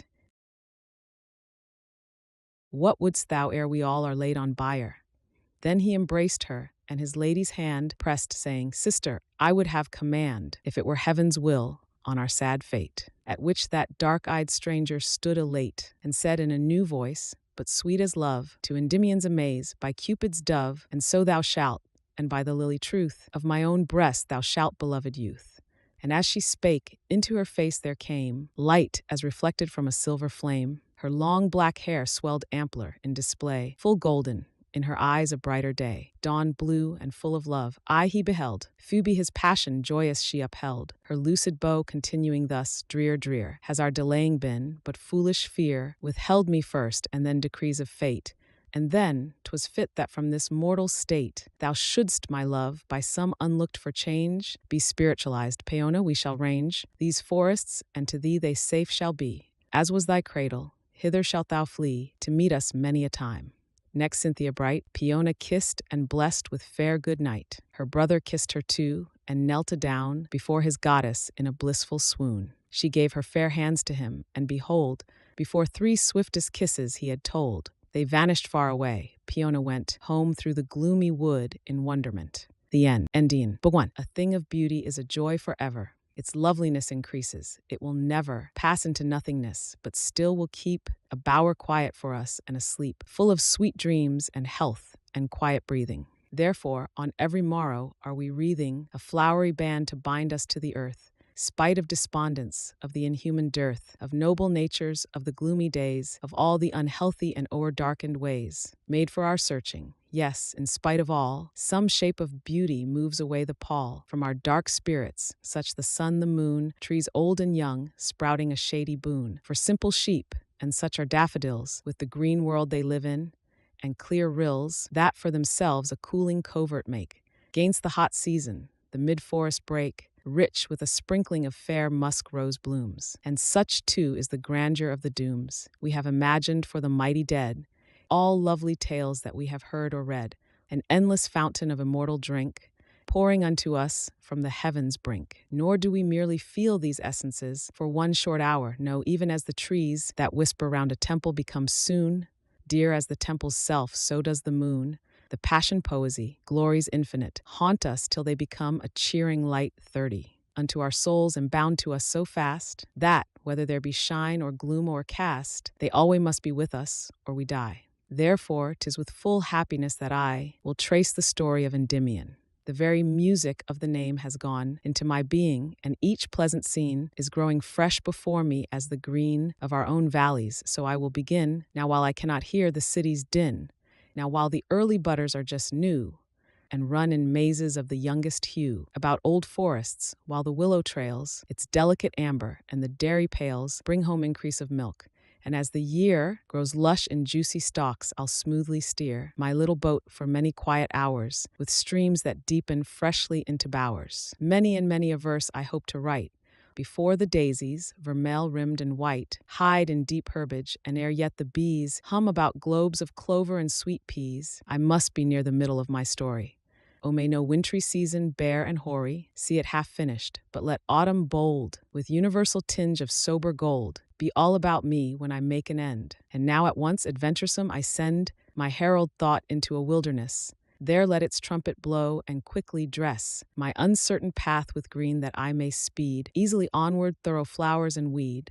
Upon the sides of Latmos was outspread a mighty forest, for the moist earth fed so plenteously all weed-hidden roots into o'erhanging boughs and precious fruits, and it had gloomy shades sequestered deep where no man went. And if from shepherd's keep a lamb strayed far adown those inmost glens, never again saw he the happy pens, whither his brethren, bleeding with content, over the hills at every nightfall went. Among the shepherds 'twas believed ever that not one fleecy lamb which thus did sever from the white flock, but passed unworried by angry wolf or parred with prying head, until it came to some unfooted plains, where fed the herds of Pan, a great his gains, who thus one lamb did lose. Paths there were many, winding through palmy fern and rushes fenny, and ivy banks all leading pleasantly to a wide lawn, whence one could only see stems thronging all around between the swell of turf and slanting branches. Who could tell the freshness of the space of heaven above, edged round with dark treetops, through which a dove would often beat its wings, and often, too, a little cloud would move across the blue. Full in the middle of this pleasantness there stood a marble altar, with a tress of flowers budded newly, and the dew had taken fairy fantasies to strew daisies upon the sacred sward last eve, and so the dawned light in pomp receive. For 'twas the morn, Apollo's upward fire made every eastern cloud a silvery pyre, of brightness so unsullied that therein a melancholy spirit well might win oblivion and melt out his essence fine. Into the winds, rain-scented eglantine gave temperate sweets to that well-wooing sun. The lark was lost in him, cold springs had run to warm their chilliest bubbles in the grass.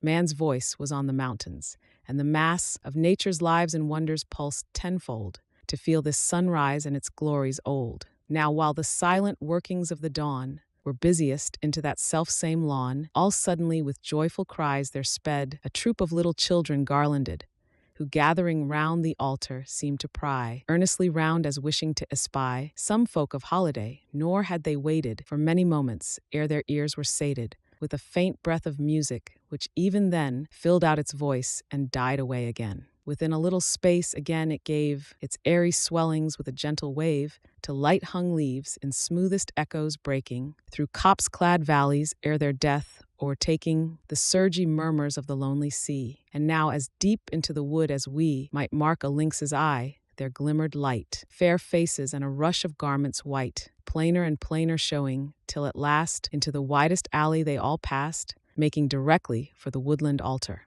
O kindly muse, let not my weak tongue falter in telling of this goodly company, of their old piety and of their glee. But let a portion of ethereal dew fall on my head and presently unmew my soul, that I may dare in wayfaring to stammer where old Chaucer used to sing. Leading the way, young damsels danced along, bearing the burden of a shepherd's song, each having a white wicker overbrimmed with April's tender younglings. Next, well trimmed, a crowd of shepherds with as sunburnt looks as may be read of in Arcadian books, such as sat listening round Apollo's pipe, when the great deity, for earth too ripe, let his divinity o'erflowing die in music through the vales of Thessaly. Some idly trailed their sheep-hooks on the ground, and some kept up a shrilly mellow sound, with ebon-tipped flutes close after these, now coming from beneath the forest trees, a venerable priest full soberly, begirt with ministering looks, alway his eye steadfast upon the matted turf he kept, and after him his sacred vestments swept. From his right hand there swung a vase, milk-white, of mingled wine, outsparkling generous light, and in his left he held a basket full of all sweet herbs that searching eye could cull. Wild thyme and valley lilies whiter still than Leda's love, and cresses from the rill. His aged head, crowned with beechen wreath, seemed like a pole of ivy in the teeth of winter hoar. Then came another crowd of shepherds, lifting in due time aloud their share of the ditty. After them appeared, up followed by a multitude that reared their voices to the clouds, a fair wrought car, easily rolling so as scarce to mar the freedom of 3 steeds of dapple brown, who stood therein did seem of great renown among the throng. His youth was fully blown, shewing like Ganymede to manhood grown, and for those simple times his garments were a chieftain king's. Beneath his breast, half bare, was hung a silver bugle, and between his nervy knees there lay a boar spear keen. A smile was on his countenance. He seemed, to common lookers on, like one who dreamed of idleness in groves Elysian. But there were some who feelingly could scan a lurking trouble in his nether lip, and see that oftentimes the reins would slip through his forgotten hands. Then would they sigh, and think of yellow leaves, of owlet's cry, of logs piled solemnly. Ah, well a day! Why should our young Endymion pine away? Soon the assembly, in a circle ranged, stood silent round the shrine. Each look was changed to sudden veneration. Women meek beckoned their sons to silence, while each cheek of virgin bloom paled gently for slight fear. Endymion, too, without a forest peer, stood wan and pale and with an odd face among his brothers of the mountain chase. In midst of all, the venerable priest eyed them with joy from greatest to the least. And after lifting up his aged hands, thus spake he, Men of Latmos, shepherd bands, whose care it is to guard 1,000 flocks, whether descended from beneath the rocks that overtop your mountains, whether come from valleys where the pipe is never dumb, or from your swelling downs where sweet air stirs blue harebells lightly, and where prickly firs buds lavish gold, or ye whose precious charge nibble their fill at ocean's very marge, whose mellow reeds are touched with sounds forlorn by the dim echoes of old Triton's horn, mothers and wives who day by day prepare the scrip with needments for the mountain air, and all ye gentle girls who foster up udderless lambs, and in a little cup will put choice honey for a favored youth. Yea, everyone attend, for in good truth our vows are wanting to our great god Pan. Are not our lowing heifers sleeker than night-swollen mushrooms? Are not our wide plains, speckled with countless fleeces? Have not rains greened over April's lap? No howling sad sickens our fearful ewes, and we have had great bounty from Endymion our lord. The earth is glad, the merry lark has poured his early song against yon breezy sky that spreads so clear o'er our solemnity. Thus ending, on the shrine he heaped a spire of teeming sweets and kindling sacred fire. Anon he stained the thick and spongy sod with wine in honor of the shepherd god. Now while the earth was drinking it, and while bay leaves were crackling in the fragrant pile, and gummy frankincense was sparkling bright, 'neath smothering parsley and a hazy light, spread grayly eastward, thus a chorus sang, O thou, whose mighty palace roof doth hang from jagged trunks and overshadoweth eternal whispers glooms, the birth, life, death of unseen flowers in heavy peacefulness, who lovest to see the hamadryads dress in their ruffled locks where meeting hazels darken, and through whole solemn hours dost sit and hearken the dreary melody of bedded reeds in desolate places where dank moisture breeds the pipy hemlock to strange overgrowth, bethinking thee how melancholy loth thou wast to lose fair Syrinx, do thou now, by thy love's milky brow, by all the trembling mazes that she ran, hear us, great Pan, O thou, for whose soul-soothing quiet turtles passion their voices cooingly mong myrtles, what time thou wanderest at eventide through sunny meadows that outskirt the side 250 of thine enmossed realms, O thou to whom broad-leaved fig trees even now foredoom their ripened fruitage, yellow-girded bees, their golden honeycombs, our village lease, their fairest blossomed beans and poppied corn, the chuckling linnet its 5 young unborn, to sing for thee, low creeping strawberries, their summer coolness, pent-up butterflies, their freckled wings, yea, the fresh budding year, all its completions be quickly near, by every wind that nods the mountain pine. O forester, thou to whom every fawn and satyr flies for willing service, whether to surprise the squatted hare while in half-sleeping fit, or upward ragged precipices flit to save poor lambkins from the eagle's maw, or by mysterious enticement draw bewildered shepherds to their path again, or to tread breathless round the frothy main, and gather up all fancifulest shells, for thee to tumble into naiad cells, and being hidden, laugh at their outpeeping, or to delight thee with fantastic leaping, the while they pelt each other on the crown, with silvery oak apples and fir cones brown, by all the echoes that about thee ring.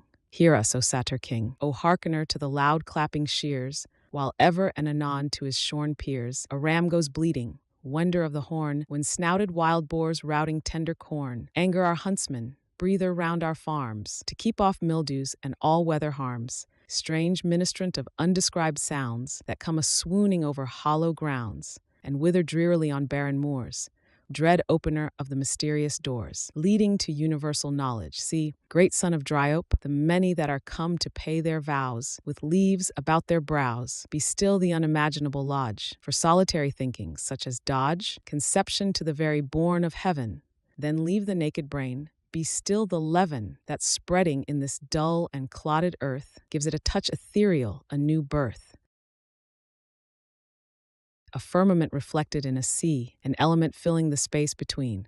An unknown but no more, we humbly screen, with uplift hands our foreheads lowly bending, and giving out a shout most heaven-rending, conjure thee to receive our humble paean upon thy Mount Lycian. Even while they brought the burden to a close, a shout from the whole multitude arose, that lingered in the air like dying rolls of abrupt thunder, when Ionian shoals of dolphins bobbed their noses through the brine.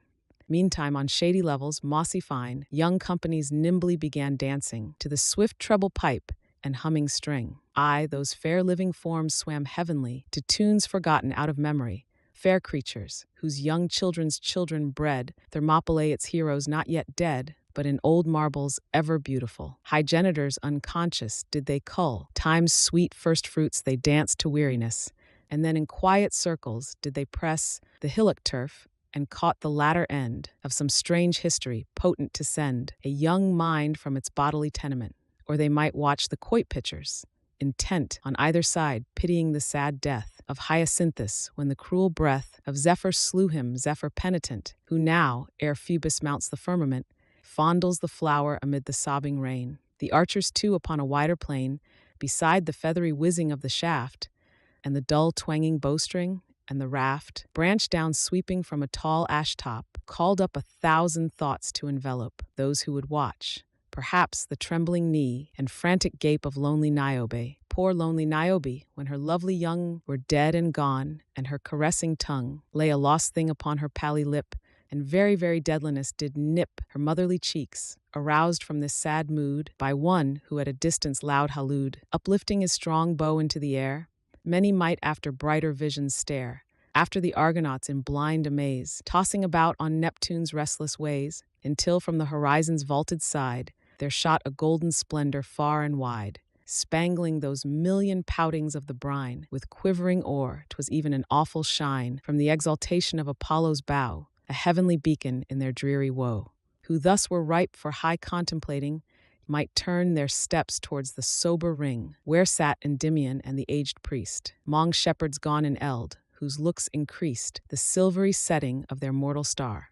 There they discoursed upon the fragile bar that keeps us from our homes ethereal, and what our duties there, to nightly call Vesper, the beauty crest of summer weather, to summon all the downiest clouds together for the sun's purple couch, to emulate in ministering the potent rule of fate, with speed of fire-tailed exhalations, to tint her pallid cheek with bloom, who cons sweet poesy by moonlight. Besides these, a world of other unguessed offices. Anon they wandered by divine converse into Elysium, vying to rehearse, each one his own anticipated bliss. One felt heart certain that he could not miss his quick gone love among fair blossomed boughs, where every zephyr sigh pouts and endows her lips with music for the welcoming.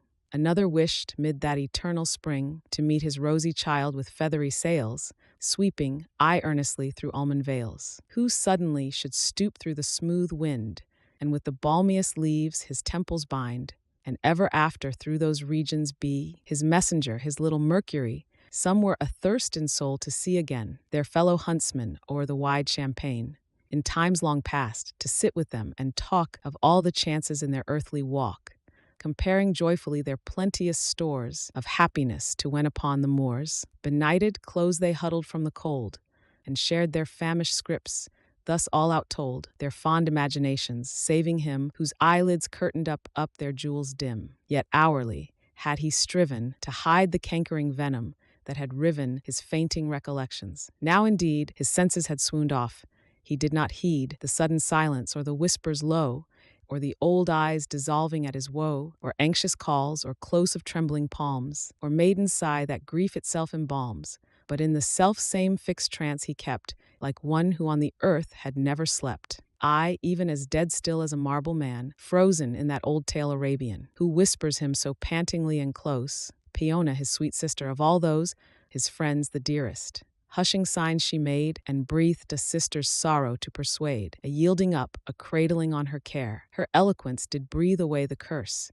She led him, like some midnight spirit nurse of happy changes and emphatic dreams, along a path between two little streams, guarding his forehead with her round elbow, from low-grown branches and his footsteps slow, from stumbling over stumps and hillocks small, until they came to where these streamlets fall, with mingled bubblings and a gentle rush, into a river, clear, brimful, and flush, with crystal mocking of the trees and sky. A little shallop floating there hard by pointed its beak over the fringed bank, and soon it lightly dipped and rose and sank, and dipped again, with the young couple's weight, Peona guiding through the water straight, towards a bowery island opposite, which gaining presently she steered light into a shady, fresh, and ripply cove, where nested was an arbor overwove by many a summer's silent fingering, to whose cool bosom she was used to bring her playmates with their needle broidery and minstrel memories of times gone by. So she was gently glad to see him laid, under her favorite bower's quiet shade, on her own couch new made of flower leaves, dried carefully on the cooler side of sheaves, when last the sun his autumn tresses shook,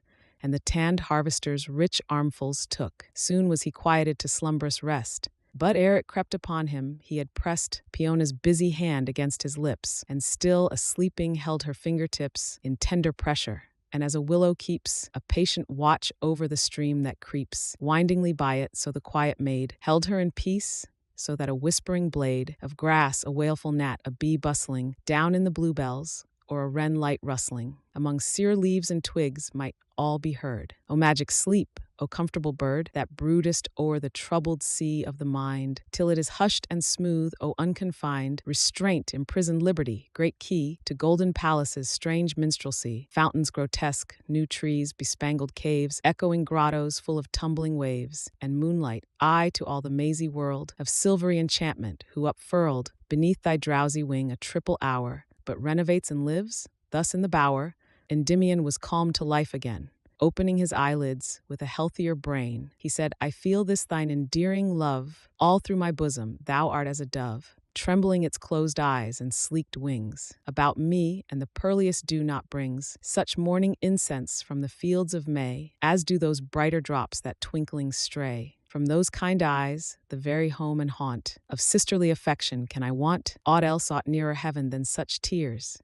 Yet dry them up in bidding hence all fears, that any longer I will pass my days alone and sad. No, I will once more raise my voice upon the mountain heights, once more make my horn parley from their foreheads hoar. Again my trooping hounds their tongues shall loll around the breathe bore. Again I'll pole the fair-grown yew tree for a chosen bough. And when the pleasant sun is getting low, again I'll linger in a sloping mead to hear the speckled thrushes and see feed our idle sheep. So be thou cheered, sweet, and if thy lute is here, softly entreat my soul to keep in its resolved course. Here at Peona in their silver source, shut her pure sorrow drops with glad exclaim, and took a lute from which their pulsing came a lively prelude, fashioning the way in which her voice should wander.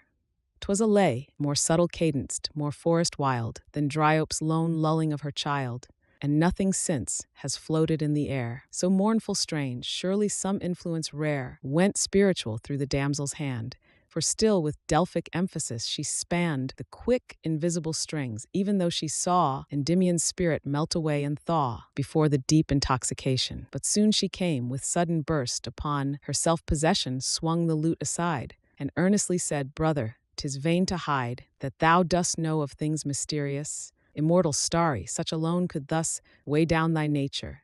Hast thou sinned in aught offensive to the heavenly powers? Caught a Paphian dove upon a message sent? Thy deathful bow against some deer herd bent, sacred to Dian? Haply thou hast seen her naked limbs among the alders green, and that, alas, is death. No, I can trace something more high perplexing in thy face. Endymion looked at her and pressed her hand, and said, Art thou so pale, who waste so bland and merry in our meadows? How is this? Tell me thine ailment, tell me all amiss.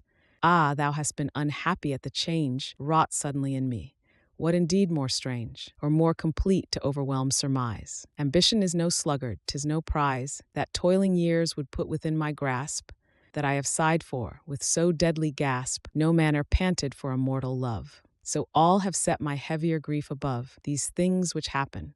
Rightly have they done. I, who still saw the horizontal sun, heave his broad shoulder o'er the edge of the world, outfacing Lucifer, and then had hurled my spear aloft as signal for the chase. I, who for very sport of heart would race with my own steed from Araby, pluck down a vulture from his towery perching frown, a lion into growling loth retire, to lose at once all my toil-breeding fire, and sink thus low. But I will ease my breast of secret grief here in this bowery nest. This river does not see the naked sky till it begins to progress silverly around the western border of the wood, whence, from a certain spot, its winding flood seems at the distance like a crescent moon. And in that nook, the very pride of June, had I been used to pass my weary eves, the rather for the sun unwilling leaves so dear a picture of his sovereign power, and I could witness his most kingly hour, when he doth lighten up the golden reins, and paces leisurely down amber plains, his snorting four. Now when his chariot last, its beams against the zodiac lion cast, there blossomed suddenly a magic bed of sacred dittamy and poppies red, at which I wondered greatly, knowing well that but one night had wrought this flowery spell, and sitting down close by began to muse what it might mean. Perhaps, thought I, Morpheus, in passing here his owlet pinions shook, or it may be, ere matron night uptook her ebon urn, young Mercury by stealth had dipped his rod in it. Such garland wealth came not by common growth. Thus on I thought, until my head was dizzy and distraught. Moreover, through the dancing poppies stole a breeze most softly lulling to my soul, and shaping visions all about my sight, of colors, wings, and bursts of spangly light, which became more strange and dim, and then were gulphed in a tumultuous swim. and then I fell asleep. Ah, can I tell? The enchantment that afterwards befell. Yet it was but a dream, yet such a dream that never tongue, although it overteem with mellow utterance like a cavern spring, could figure out and to conception bring all I beheld and felt. Methought I lay watching the zenith, where the Milky Way among the stars in virgin splendor pours, and traveling my eye until the doors of heaven appeared to open for my flight, I became loth and fearful to alight from such high soaring by a downward glance, so kept me steadfast in that airy trance, spreading imaginary pinions wide, when presently the stars began to glide, and faint away before my eager view, at which I sighed that I could not pursue, and dropped my vision to the horizon's verge. And lo, from opening clouds I saw emerge the loveliest moon that ever silvered o'er a shell for Neptune's goblet she did soar. So passionately bright my dazzled soul, commingling with her argent spheres, did roll through clear and cloudy, even when she went at last into a dark and vapory tent, whereat, methought, the lidless-eyed train of planets all were in the blue again. To commune with those orbs once more I raised my sight right upward, but it was quite dazed by a bright something sailing down apace, making me quickly veil my eyes and face. Again I looked, and O ye deities, who from Olympus watch our destinies, whence that completed form of all completeness? Whence came that high perfection of all sweetness? Speak, stubborn earth, and tell me where, O where, hast thou a symbol of her golden hair? Not oat sheaves drooping in the western sun, not thy soft hand, fair sister, let me shun such follying before thee, yet she had, indeed, locks bright enough to make me mad, and they were simply Gordioned up and braided, leaving in naked comeliness unshaded her pearl-round ears, white neck, and orbed brow, the which were blended in I know not how, with such a paradise of lips and eyes, blush-tinted cheeks, half-smiles, and faintest sighs, that when I think thereon my spirit clings, and plays about its fancy, till the stings of human neighborhood envenom all. Unto what awful power shall I call? To what high fane? See her hovering feet, more bluely veined, more soft, more whitely sweet, than those of sea-born Venus, when she rose. From out her cradle shell the wind outblows her scarf into a fluttering pavilion. 'Tis blue and overspangled with a million of little eyes, as though thou wert to shed over the darkest, lushest bluebell bed handfuls of daisies. Endymion, how strange! Dream within dream. She took an airy range, and then towards me, like a very maid, came blushing, waning, willing, and afraid, and pressed me by the hand. Ah, 'twas too much.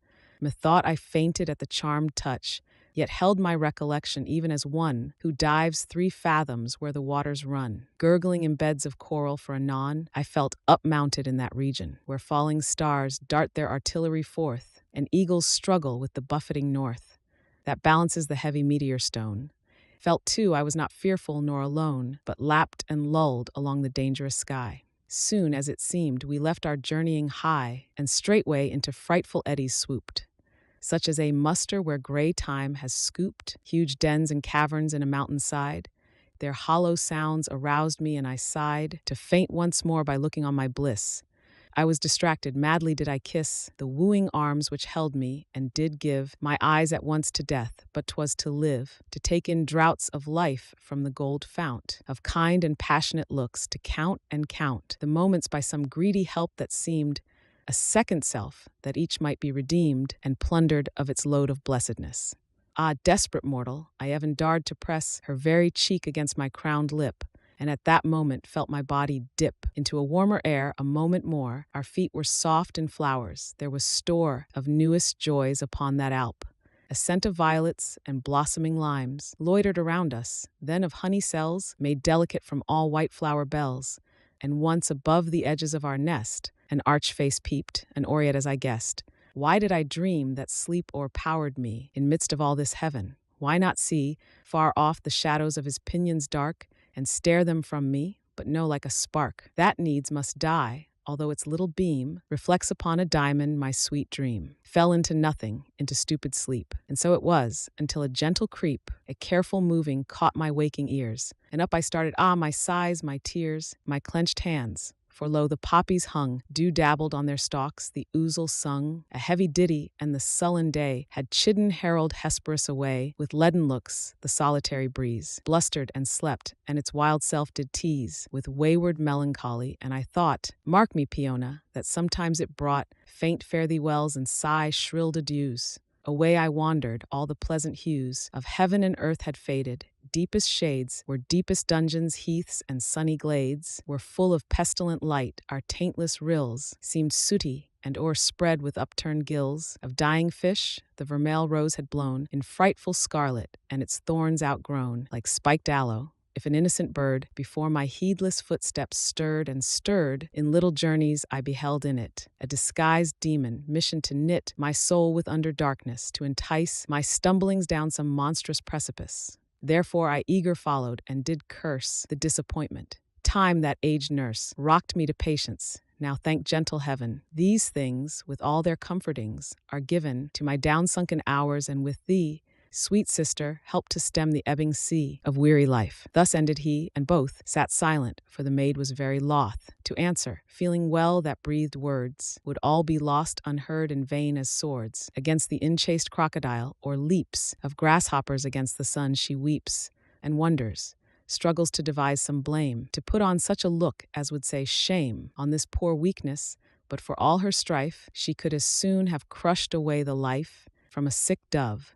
At length, to break the pause, she said with trembling chance, is this the cause? This all, yet it is strange and sad, alas, that one who through this middle earth should pass, most like a sojourning demigod, and leave his name upon the harp string, should achieve no higher bard than simple maidenhood, singing alone and fearfully how the blood left his young cheek, and how he used to stray, he knew not where, and how he would say nay, if any said 'twas love, and yet 'twas love.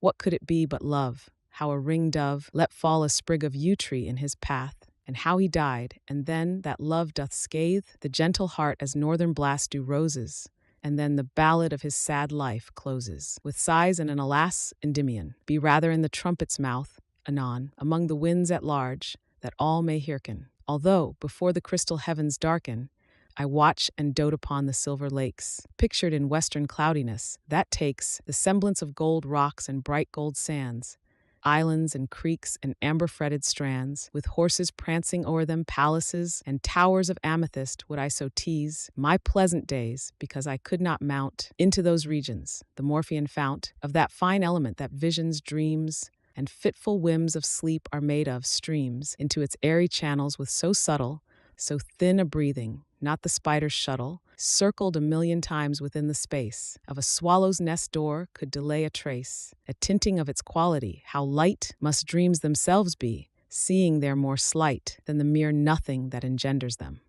Then wherefore sully the entrusted gem of high and noble life with thoughts so sick? Why pierce high-fronted honor to the quick for nothing but a dream? Hereat the youth looked up, a conflicting of shame and ruth was in his plaited brow, yet his eyelids widened a little, as when Zephyr bids a little breeze to creep between the fans of careless butterflies amid his panes. He seemed to taste a drop of manna dew, full palatable, and a color grew upon his cheek while thus he lifeful spake. Peona, ever have I longed to slake my thirst for the world's praises. Nothing base, no merely slumberous phantasm could unlace the stubborn canvas for my voyage prepared, though now 'tis tattered, leaving my bark barred and sullenly drifting. Yet my higher hope is of too wide, too rainbow large a scope, to fret at myriads of earthly wrecks. Wherein lies happiness? In that which becks our ready minds to fellowship divine, a fellowship with essence, till we shine, full alchemized and free of space. Behold, the clear religion of heaven, fold a rose leaf round thy fingers' taperness, and soothe thy lips hissed when the airy stress of music's kiss impregnates the free winds, and with a sympathetic touch unbinds Aeolian magic from their lucid wombs. Then old songs waken from enclouded tombs, old ditties sigh above their father's grave, ghosts of melodious prophesyings rave round every spot where trod Apollo's foot, bronze clarions awake and faintly bruit where long ago a giant battle was, and from the turf a lullaby doth pass in every place where infant Orpheus slept. Feel we these things? That moment have we stepped into a sort of oneness, and our state is like a floating spirit's. But there are richer entanglements, enthrallments far more self-destroying, leading by degrees to the chief intensity. The crown of these is made of love and friendship and sits high upon the forehead of humanity. All its more ponderous and bulky worth is friendship, whence there ever issues forth a steady splendor, but at the tip top there hangs by unseen film an orbed drop of light, and that is love. Its influence, thrown in our eyes, genders a novel sense, at which we start and fret, till in the end, melting into its radiance, we blend, mingle, and so become a part of it.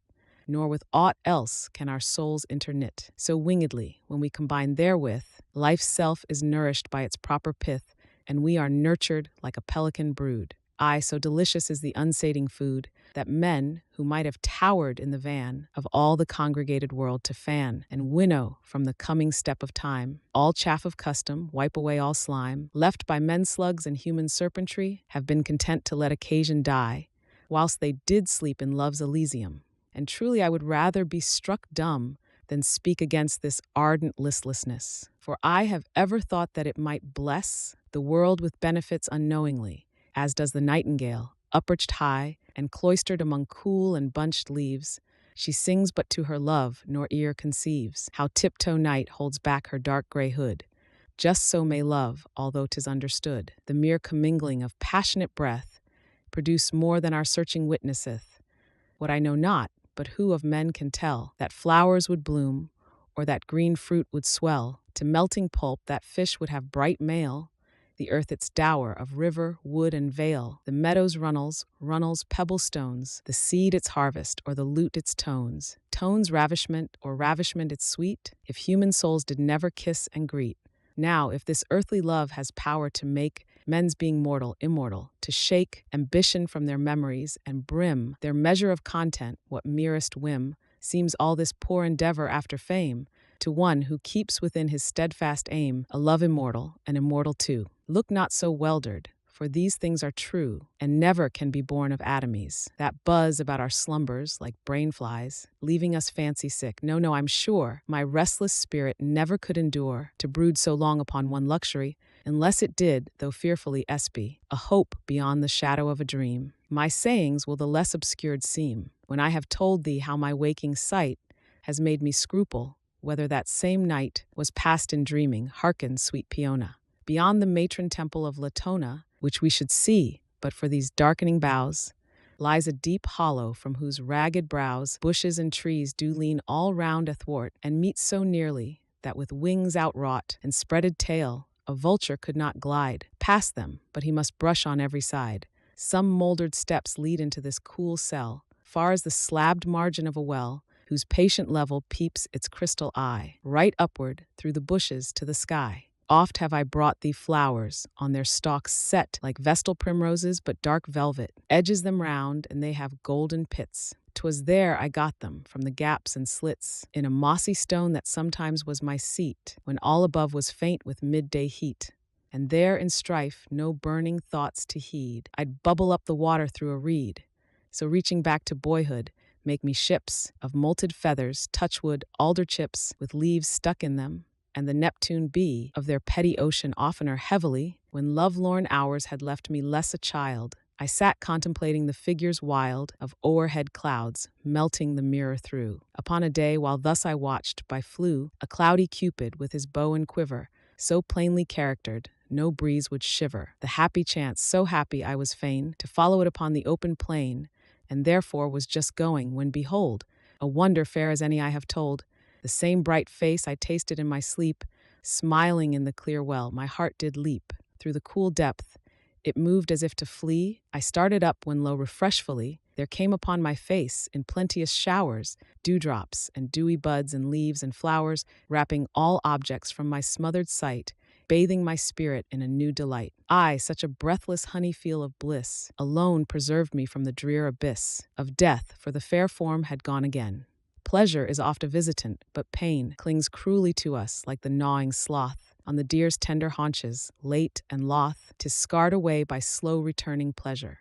How sickening, how dark the dreadful leisure of weary days, made deeper exquisite by a foreknowledge of unslumberous night. Like sorrow came upon me heavier still than when I wandered from the poppy hill, and a whole age of lingering moments crept sluggishly by ere more contentment swept away at once the deadly yellow spleen. Yes, thrice have I this fair enchantment seen, once more been tortured with renewed life, when last the wintry gusts gave over strife with the conquering sun of spring, and left the skies warm and serene, but yet with moistened eyes, in pity of the shattered infant buds that time thou didst adorn with amber studs. My hunting cap, because I laughed and smiled, chatted with thee, and many days exiled, all torment from my breast. 'Twas even then, straying about, yet cooped up in the den of helpless discontent, hurling my lance from place to place and following at chance. At last, by hap, through some young trees it struck, and plashing among bedded pebbles stuck in the middle of a brook,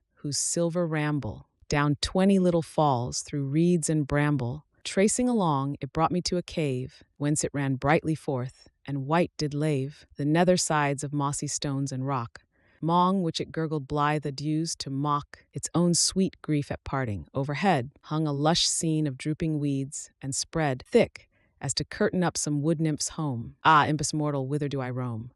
Said I, low-voiced, ah, whither? 'Tis the grot of Proserpine, when hell, obscure and hot, doth her resign, and where her tender hands she dabbles on the cool and sluicy sands. Or 'tis the cell of Echo, where she sits, and babbles thorough silence, till her wits are gone in tender madness, and anon faints into sleep with many a dying tone of sadness. Oh, that she would take my vows, and breathe them sighingly among the boughs, to sue her gentle ears, for whose fair head daily I pluck sweet flowerets from their bed, and weave them dyingly, send honey whispers round every leaf, that all those gentle lispers may sigh my love unto her pitying. O charitable Echo, hear and sing this ditty to her. Tell her, so I stayed my foolish tongue, and listening, half afraid, stood stupefied with my own empty folly, and blushing for the freaks of melancholy. Salt tears were coming, when I heard my name, most fondly lipped, and then these accents came. Endymion, the cave is secreter than the Isle of Delos.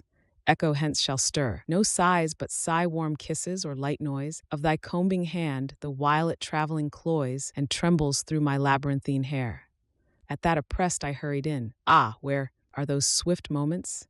Whither are they fled? I'll smile no more, Peona, nor will wed sorrow the way to death, but patiently bear up against it. So farewell, sad sigh, and come instead demurest meditation, to occupy me wholly and to fashion my pilgrimage for the world's dusky brink. No more will I count over link by link my chain of grief, no longer strive to find a half-forgetfulness in mountain wind blustering about my ears. Aye, thou shalt see, dearest of sisters, what my life shall be, what a calm round of hours shall make my days. There is a paly flame of hope that plays where'er I look, but yet I'll say 'tis naught, and here I bid it die. Have not I caught already a more healthy countenance? By this the sun is setting, we may chance meet some of our near dwellers with my car. This said, he rose, faint smiling like a star, through autumn mists, and took Peona's hand. They stepped into the boat and launched from land. Endymion 2. O sovereign power of love, O balm, all records saving thine, come cool and calm, and shadowy through the mist of past years. For others, good or bad, hatred and tears have become indolent, but touching thine, one sigh doth echo, one poor sob doth pine, one kiss brings honey-dew from buried days. The woes of Troy, towers smothering o'er their blaze, stiff-holden shields, far-piercing spears, keen blades, struggling, and blood and shrieks all dimly fades into some backward corner of the brain. Yet in our very souls we feel amain the close of Troilus and Cressid sweet, hence pageant history, hence gilded cheat, swart planet in the universe of deeds.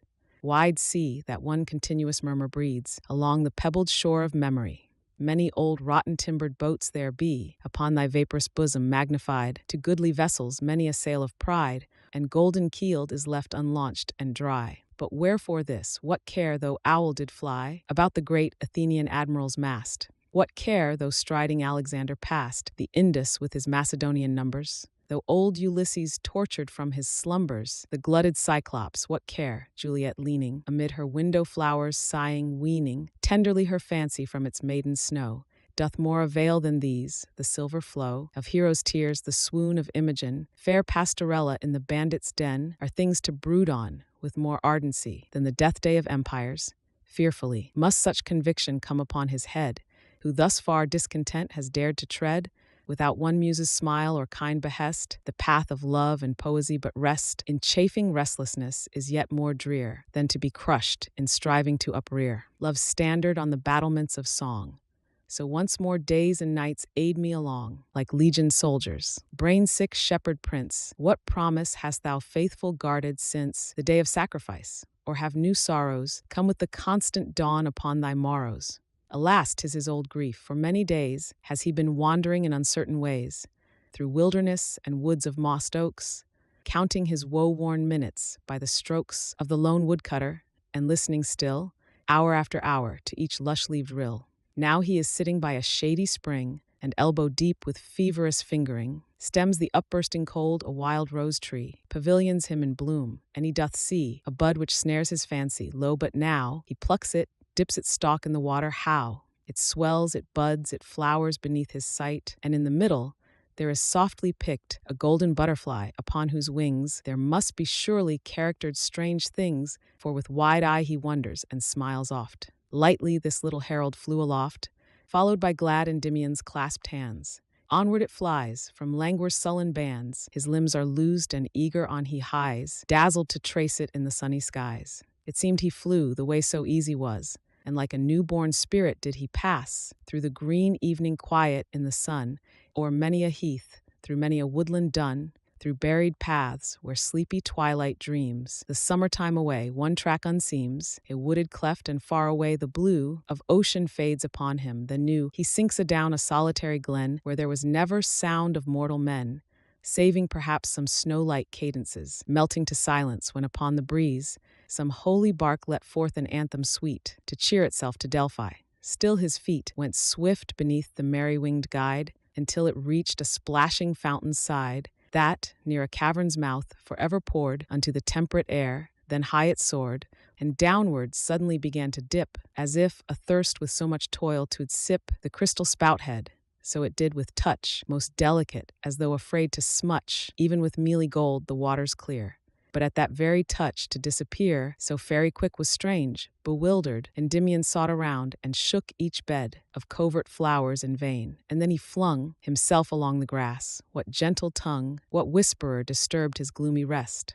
It was a nymph uprisen to the breast, in the fountain's pebbly margin, and she stood, 'mong lilies, like the youngest of the brood. To him her dripping hand she softly kissed, and anxiously began to plait and twist her ringlets round her fingers, saying, "Youth, too long, alas, hast thou starved on the ruth, the bitterness of love, too long indeed. Seeing thou art so gentle, could I weed thy soul of care, by heavens I would offer all the bright riches of my crystal coffer to Amphitrite, all my clear-eyed fish, golden or rainbow-sided or purplish, vermilion-tailed or finned with silvery gauze, yea, or my veined pebble floor that draws a virgin light to the deep, my grotto sands, tawny and gold, ooze slowly from far lands, by my diligent springs, my level lilies, shells, my charming rod, my potent river spells, yes, everything, even to the pearly cup, Meander gave me, for I bubbled up to fainting creatures in a desert wild. But woe is me, I am but as a child, to gladden thee, and all I dare to say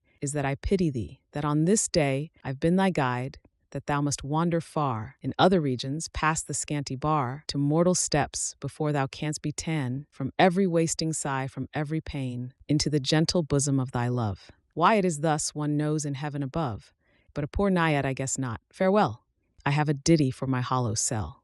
Hereat she vanished from Endymion's gaze, who brooded o'er the water in amaze. The dashing fount poured on, and where its pool lay half asleep in grass and rushes cool, quick waterflies and gnats were sporting still, and fish were dimpling, as if good nor ill had fallen out that hour.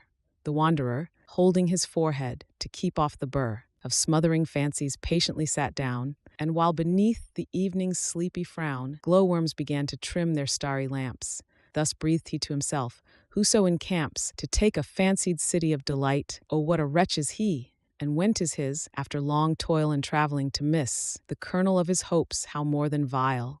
Yet for him there's refreshment even in toil. Another city doth he set about, free from the smallest pebble-head of doubt, that he will seize on trickling honeycombs. Alas, he finds them dry, and then he foams, and onward to another city speeds.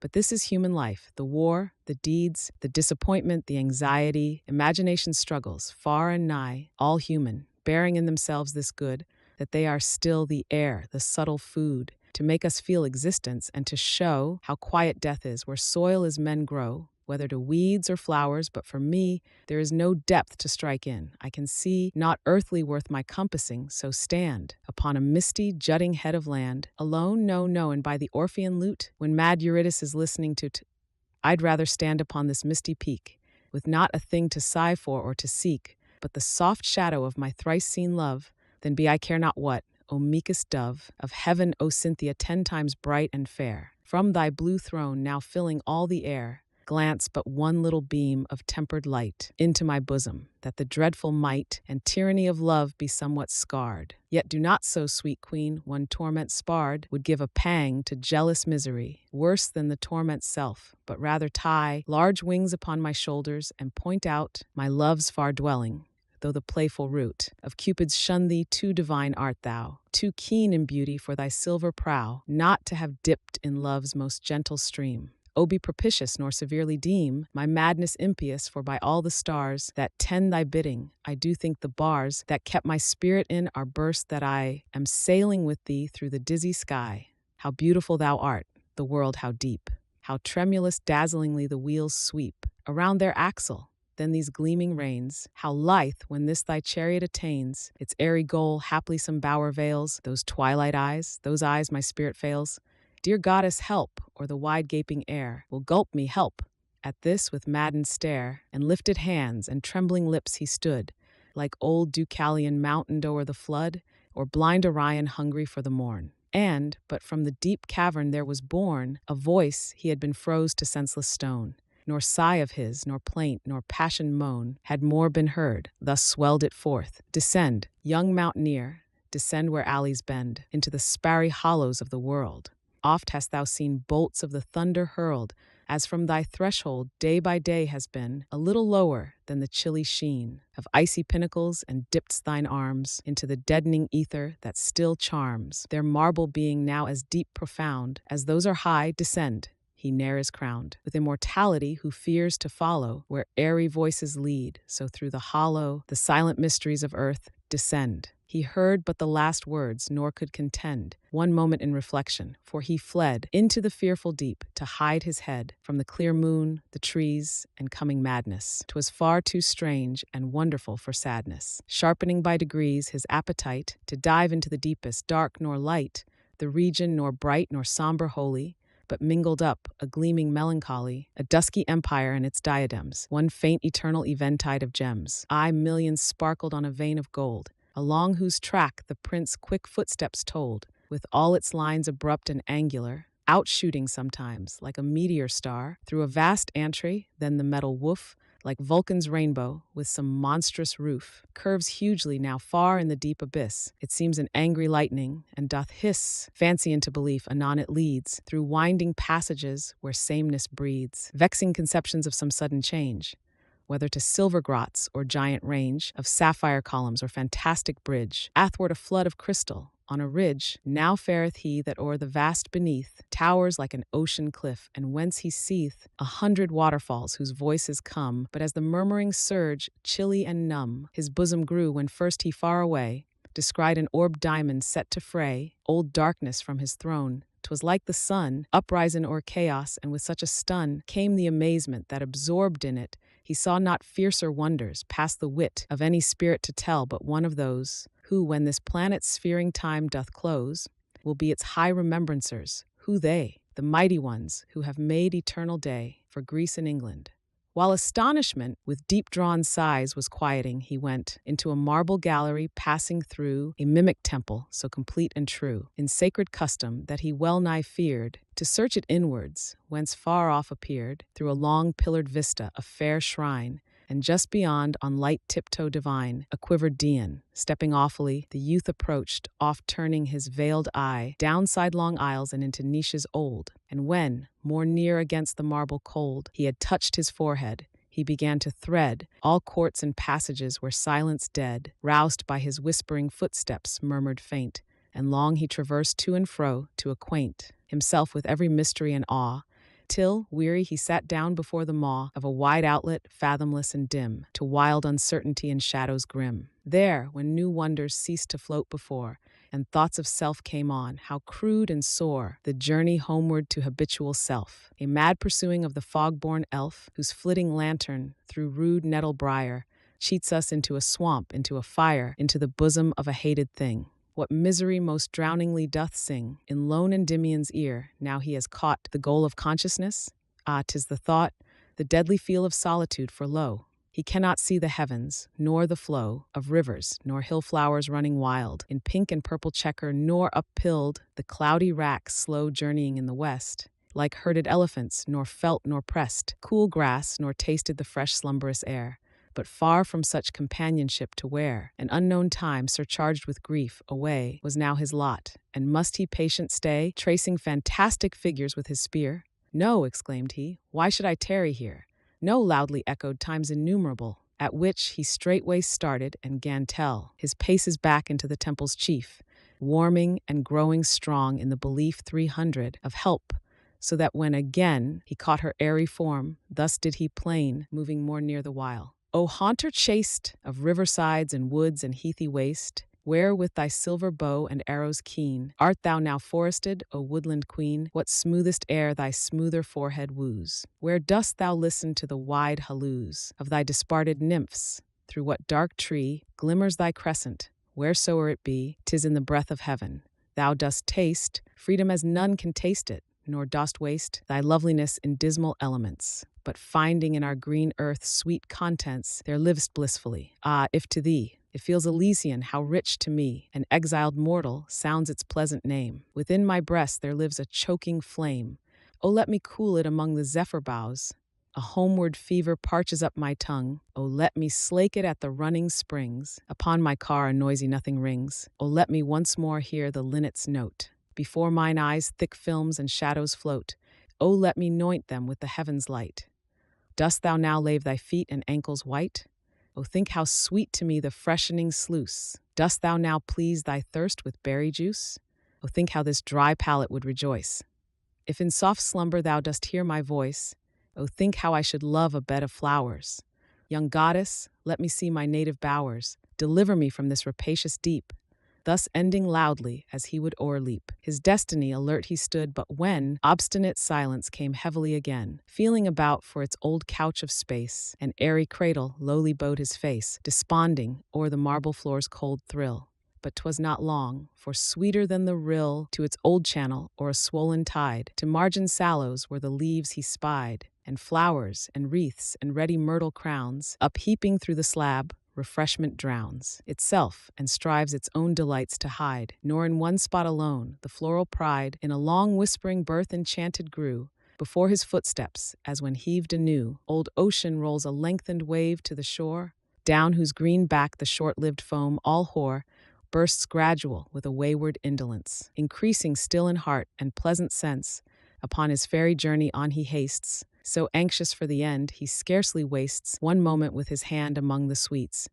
Onward he goes, he stops, his bosom beats, as plainly in his ear as the faint charm of which the throbs were born. This still alarm, this sleepy music forced him walk tiptoe, for it came more softly than the east could blow, Arion's magic to the Atlantic Isles, or than the west, made jealous by the smiles of throned Apollo, could breathe back the lyre to seize Ionian and Tyrian. Oh, did he ever live, that lonely man, who loved and music slew not? 'Tis the pest of love that fairest joys give most unrest, that things of delicate and tenderest worth are swallowed all and made a seared dearth. By one consuming flame it doth immerse and suffocate true blessings in a curse. Half happy by comparison of bliss is miserable. 'Twas even so with this dew-dropping melody in the carrion's ear. First heaven, then hell, and then forgotten clear, vanished in elemental passion, and down some swart abysm he had gone, had not a heavenly guide benignant led to where thick myrtle branches, gainst his head, brushing awakened.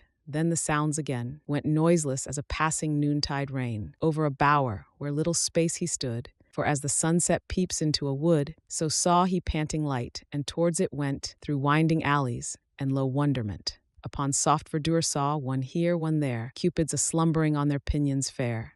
After 1,000 mazes overgone, at last with sudden step he came upon a chamber myrtle-walled, embowered high, full of light, incense, tender minstrelsy, and more of beautiful and strange beside. For on a silken couch of rosy pride, in midst of all there lay a sleeping youth, of fondest beauty, fonder in fair sooth than sighs could fathom, or contentment reach, and coverlids gold-tinted like the peach, or ripe October's faded marigolds, fell sleek about him in 1,000 folds, not hiding up an Apollonian curve of neck and shoulder, nor the tenting swerve of knee from knee, nor ankles pointing light, but rather giving them to the filled sight. Officiously sidway his face reposed on one white arm and tenderly unclosed, by tenderest pressure, a faint damask mouth to slumbery pout, just as the morning south disparts a dew-lipped rose. Above his head 4 lily stalks did their white honors wed, to make a coronal, and round him grew all tendrils green of every bloom and hue, together intertwined and trammelled fresh, the vine of glossy sprout, the ivy mesh, shading its Ethiop berries, and woodbine of velvet leaves and bugle blooms divine. Convolvulus in streaked vases flush, the creeper mellowing for an autumn blush, and virgin's bower trailing airily, with others of the sisterhood. Hard by stood serene cupids watching silently. One, kneeling to a lyre, touched the strings, muffling to death the pathos with his wings, and ever and anon uprose to look at the youth's slumber, while another took a willow bough, distilling odorous dew, and shook it on his hair. Another flew in through the woven roof, and fluttering wise rained violets upon his sleeping eyes. At these enchantments, and yet many more, the breathless Latmian wondered o'er and o'er, until, impatient in embarrassment, he forthright passed, and lightly treading went to that same feathered lyrist, who straightway, smiling, thus whispered, "Though from upper day thou art a wanderer, and thy presence here might seem unholy, be of happy cheer. For 'tis the nicest touch of human honor, when some ethereal and high-favoring donor presents immortal bowers to mortal sense, as now 'tis done to thee, Endymion. Hence was I in no wise startled, so recline upon these living flowers. Here is wine, alive with sparkles, never I aver, since Ariadne was a vintager, so cool a purple. Taste these juicy pears, sent me by sad Vertumnus, when his fears were high about Pomona. Here is cream, deepening to richness from a snowy gleam, sweeter than that nurse Amalthea skimmed for the boy Jupiter. And here, undimmed by any touch, a bunch of blooming plums, ready to melt between an infant's gums. And here is manna picked from Syrian trees, in starlight by the 3 Hesperides. Feast on, and meanwhile I will let thee know of all these things around us." He did so, still brooding o'er the cadence of his lyre, and thus I need not any hearing tire, by telling how the sea-born goddess pinned for a mortal youth, and how she strove to bind him all in all unto her doting self, who would not be so prisoned. But fond elf, he was content to let her amorous plea faint through his careless arms, content to see an unseized heaven dying at his feet, content, O fool, to make a cold retreat, when on the pleasant grass such love, love-lorn, lay sorrowing, when every tear was born of diverse passion, when her lips and eyes were closed in sullen moisture, and quick sighs came vexed and pettish through her nostrils small. "Hush, no exclaim yet, justly mightst thou call curses upon his head. I was half glad, but my poor mistress went distract and mad, when the boar tusked him, so away she flew to Jove's high throne, and by her plainings drew immortal teardrops down the thunderer's beard, whereon it was decreed he should be reared each summertime to life. Lo, this is he, that same Adonis, safe in the privacy of this still region all his winter sleep. I sleep, for when our lovesick queen did weep over his waned course, the tremulous shower healed up the wound, and with a balmy power medicined death to a lengthened drowsiness, the which she fills with visions, and doth dress in all this quiet luxury, and hath set us young immortals without any let to watch his slumber through. 'Tis well nigh past, even to a moment's filling up, and fast she scuds with summer breezes to pant through the first long kiss, warm firstling, to renew embowered sports in Cytherea's isle. Look, how those winged listeners all this while stand anxious. See, behold, this clamant word broke through the careful silence, for they heard a rustling noise of leaves, and out there fluttered pigeons and doves. Adonis something muttered, the while one hand, that erst upon his thigh lay dormant, moved convulsed, and gradually up to his forehead. Then there was a hum of sudden voices echoing, "Come, come, arise, awake, clear summer has forth walked unto the clover sword, and she has talked full soothingly to every nested finch. Rise, cupids, or we'll give the bluebell pinch. To your dimpled arms, once more sweet life begin." At this, from every side they hurried in, rubbing their sleepy eyes with lazy wrists, and doubling overhead their little fists in backward yawns, but all were soon alive. For as delicious wine doth sparkling dive in nectared clouds and curls through water fair, so from the arbor roof down swelled an air, odorous and enlivening, making all to laugh and play and sing and loudly call for their sweet queen, when lo, the wreathed green disparted and far upward could be seen blue heaven and a silver car airborne, whose silent wheels, fresh wet from clouds of morn, spun off a drizzling dew, which falling chill on soft Adonis's shoulders made him still nestle and turn uneasily about. Soon were the white doves plain, with necks stretched out, and silken traces lightened in descent, and soon returning from love's banishment, Queen Venus leaning downward open-armed, her shadow fell upon his breast and charmed a tumult to his heart and a new life into his eyes. Ah, miserable strife, but for her comforting unhappy sight, but meeting her blue orbs. Who can write of these first minutes, the uncherish'd muse, to embracements warm as theirs makes coy excuse? Oh, it has ruffled every spirit there, saving love's self, who stands superb to share the general gladness. Awfully he stands, a sovereign quell is in his waving hands. No sight can bear the lightning of his bow.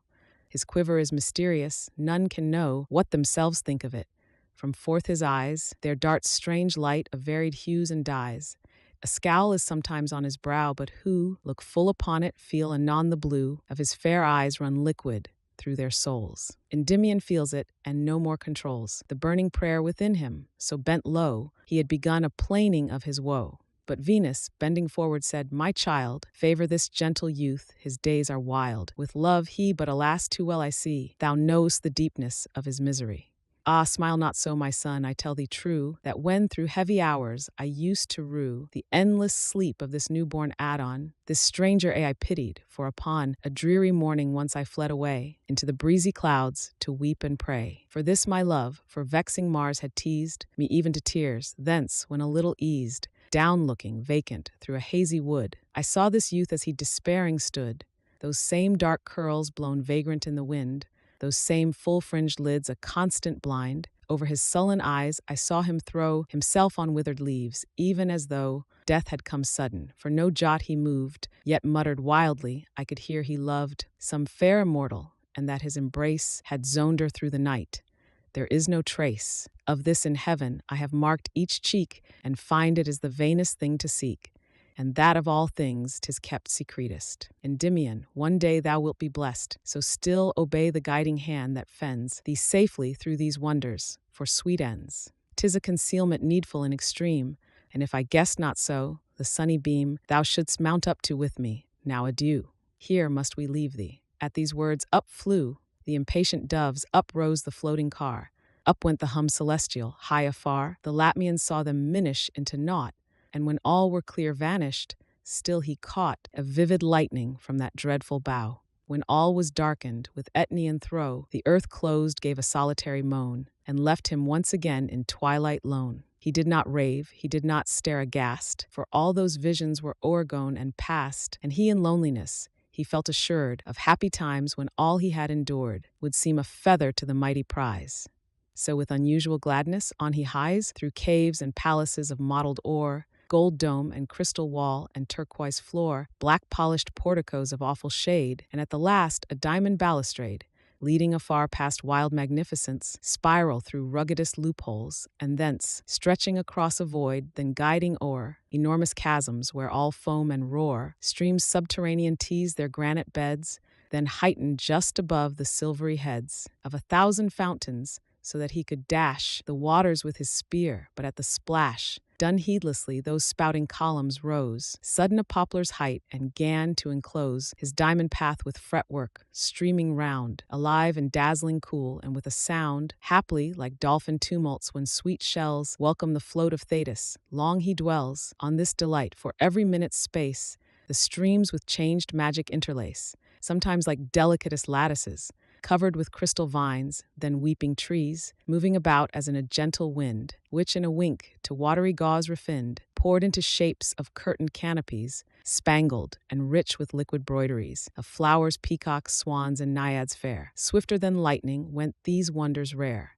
And then the water into stubborn streams, collecting, mimicked the wrought oaken beams, pillars and frieze and high fantastic roof of those dusk places in times far aloof. Cathedrals called, he bade a loth farewell to these founts Protean, passing gulf and dell, and torrent and 10,000 jutting shapes, half seen through deepest gloom and greasely gapes, blackening on every side, and overhead a vaulted dome like heavens far bespread with starlight gems, aye, all so huge and strange. The solitary felt a hurried change, working within him into something dreary, vexed like a morning eagle, lost and weary, and purblind amid foggy midnight wolds. But he revives at once, for who beholds new sudden things, nor casts his mental slough. Forth from a rugged arch in the dusk below came Mother Cybele alone, in somber chariot, dark foldings thrown about her majesty, and front death pale, with turrets crowned. Four-maned lions hail the sluggish wheels, solemn their toothed maws, their surly eyes brow hidden, heavy paws, uplifted drowsily and nervy tails, cowering their tawny brushes, silent sails, this shadowy queen athwart, and faints away in another gloomy arch. Wherefore delay, young traveller, in such a mournful place?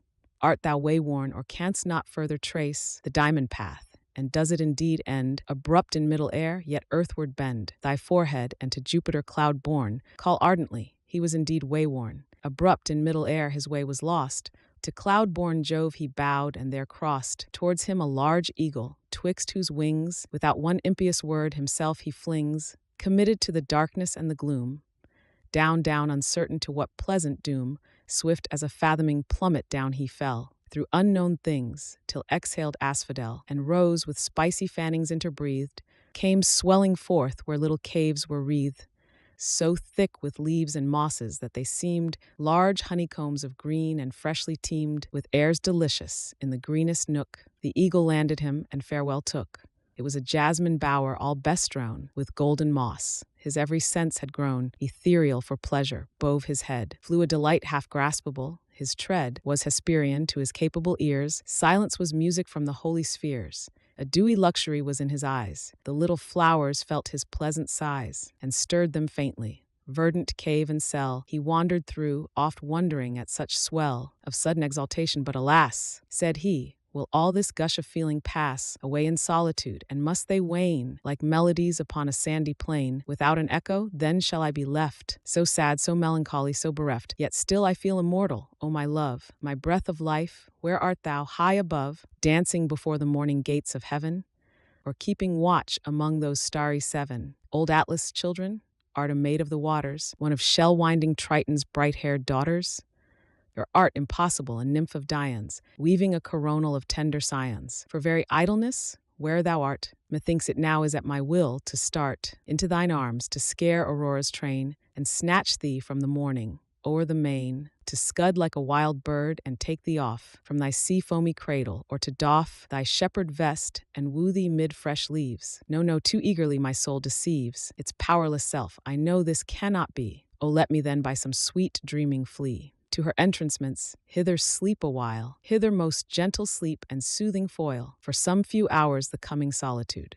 Thus spake he, and that moment felt endued with power to dream deliciously, so wound through a dim passage, searching till he found the smoothest mossy bed and deepest where he threw himself, and just into the air, stretching his indolent arms he took, O bliss, a naked waist, fair Cupid, whence is this? A well-known voice sighed, sweetest, here am I. At which soft ravishment, with duding cry, they trembled to each other. Helicon, O fountained hill, old Homer's Helicon, that thou wouldst spout a little streamlet o'er these sorry pages, then the verse would soar, and sing above this gentle pair like lark, over his nested young, but all is dark. Around thine aged top, and thy clear fount exhales in mist to heaven. I, the Count, of mighty poets is made up, the scroll is folded by the muses, the bright roll is in Apollo's hand, our dazed eyes have seen a new tinge in the western skies. The world has done its duty, yet, oh yet, although the sun of poesy is set, these lovers did embrace, and we must weep, that there is no old power left to steep a quill immortal in their joyous tears. Long time in silence did their anxious fears question that thus it was. Long time they lay, fondling and kissing every doubt away. Long time ere soft caressing sobs began to mellow into words, and then there ran two bubbling springs of talk from their sweet lips. O known unknown, from whom my being sips such darling essence, wherefore may I not be ever in these arms, in this sweet spot? Pillow my chin forever, ever press these toying hands and kiss their smooth excess. Why not forever and forever feel that breath about my eyes? Ah, thou wilt steal away from me again, indeed, indeed. Thou wilt be gone away, and wilt not heed my lonely madness. Speak, my kindest fair. Is it to be so? No, who will dare to pluck thee from me? And of thine own will, full well I feel thou wouldst not leave me. Still, let me entwine thee surer, surer now. How can we part? Elysium, who art thou? Who that thou canst not be forever here, or lift me with thee to some starry sphere? Enchantress, tell me by this soft embrace, by the most soft completion of thy face, those lips, O slippery blisses, twinkling eyes, and by these tenderest milky sovereignties, these tenderest, and by the nectar wine, the passion, O loved eye to the divine, Endymion, ah, unhappy me. His soul will scape us, O felicity. How he does love me, his poor temples beat to the very tune of love. How sweet, sweet, sweet. Revive, dear youth, or I shall faint and die. Revive, or these soft hours will hurry by. In trance dullness, speak, and let that spell affright this lethargy. I cannot quell its heavy pressure, and will press, at least tap my lips to thine, that they may richly feast, until we taste the life of love again. What dost thou move? Dost kiss? O bliss, O pain! I love thee, youth, more than I can conceive, and so long absence from thee doth bereave my soul of any rest. Yet must I hence, yet can I not to starry eminence uplift thee, nor for very shame can own myself to thee. Ah, dearest, do not groan, or thou wilt force me from this secrecy, and I must blush in heaven. Oh, that I had done it already, that the dreadful smiles at my lost brightness, my impassioned wiles, had waned from Olympus's solemn height, and from all serious gods, that our delight was quite forgotten, save of us alone. And wherefore so ashamed? 'Tis but to atone for endless pleasure by some coward blushes. Yet must I be a coward. Honor rushes too palpable before me. The sad look of Jove, Minerva's start, no bosom shook. With awe of purity, no Cupid pinion in reverence veiled my crystalline dominion. Half lost, and all old hymns made nullity. But what is this to love? Oh, I could fly with thee into the ken of heavenly powers, so thou wouldst thus for many sequent hours press me so sweetly. Now I swear at once that I am wise, that Pallas is a dunce. Perhaps her love like mine is but unknown. Oh, I do think that I have been alone. In chastity, yes, Pallas has been sighing, while every eye saw me, my hair uptying, with fingers cool as aspen leaves. Sweet love, I was as vague as solitary dove, nor knew that nests were built. Now a soft kiss. I, by that kiss, I vow an endless bliss, an immortality of passions thine. Ere long I will exalt thee to the shine of heaven ambrosial, and we will shade ourselves whole summers by a river glade. And I will tell thee stories of the sky, and breathe thee whispers of its minstrelsy. My happy love will overwing all bounds. Oh, let me melt into thee. Let the sounds of our close voices marry at their birth. Let us entwine hoveringly, O dearth, of human words, roughness of mortal speech. Lispings empyrean will I sometime teach, thine honeyed tongue lute breathings, which I gasp to have thee understand. Now while I clasp thee thus and weep for fondness I am pained. Woe woo is grief contained in the very deeps of pleasure, my soul life.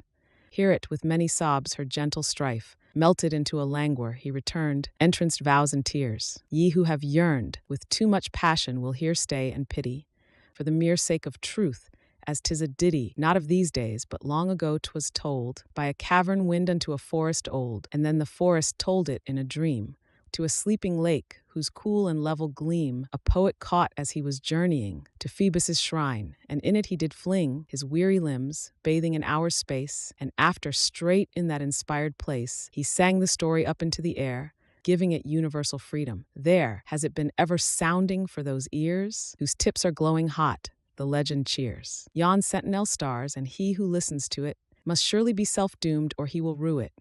For quenchless burnings come upon the heart, made fiercer by a fear lest any part should be engulfed in the eddying wind. As much as here is pen doth always find a resting place, thus much comes clear and plain. Anon the strange voice is upon the wane, and 'tis but echoed from departing sound, that the fair visitant at last unwound her gentle limbs and left the youth asleep. Thus the tradition of the gusty deep. Now turn we to our former chroniclers. Endymion awoke that grief of hers, sweet paining on his ear, he sickly guessed how lone he was once more, and sadly pressed his empty arms together, hung his head, and most forlorn upon that widowed bed, sat silently. Love's madness he had known, often with more than tortured lion's groan. Moanings had burst from him, but now that rage had passed away, no longer did he wage a rough-voiced war against the dooming stars. No, he had felt too much for such harsh jars.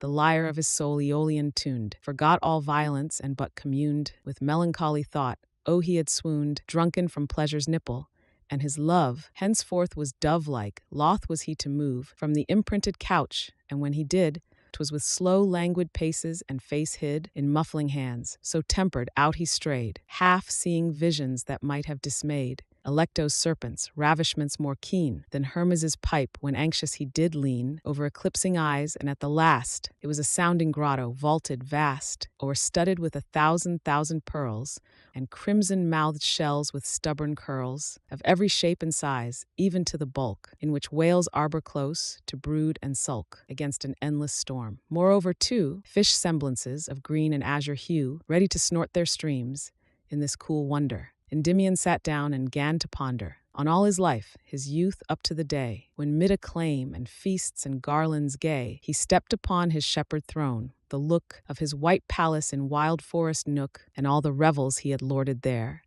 Each tender maiden whom he once thought fair, with every friend and fellow woodlander, passed like a dream before him. Then the spur of the old bards to mighty deeds, his plans, to nurse the golden age 'mong shepherd clans. That wondrous night, the great Pan festival, his sister's sorrow and his wanderings all, until into the earth's deep maw he rushed, then all its buried magic, till it flushed high with excessive love. And now, thought he, how long must I remain in jeopardy of blank amazements that amaze no more?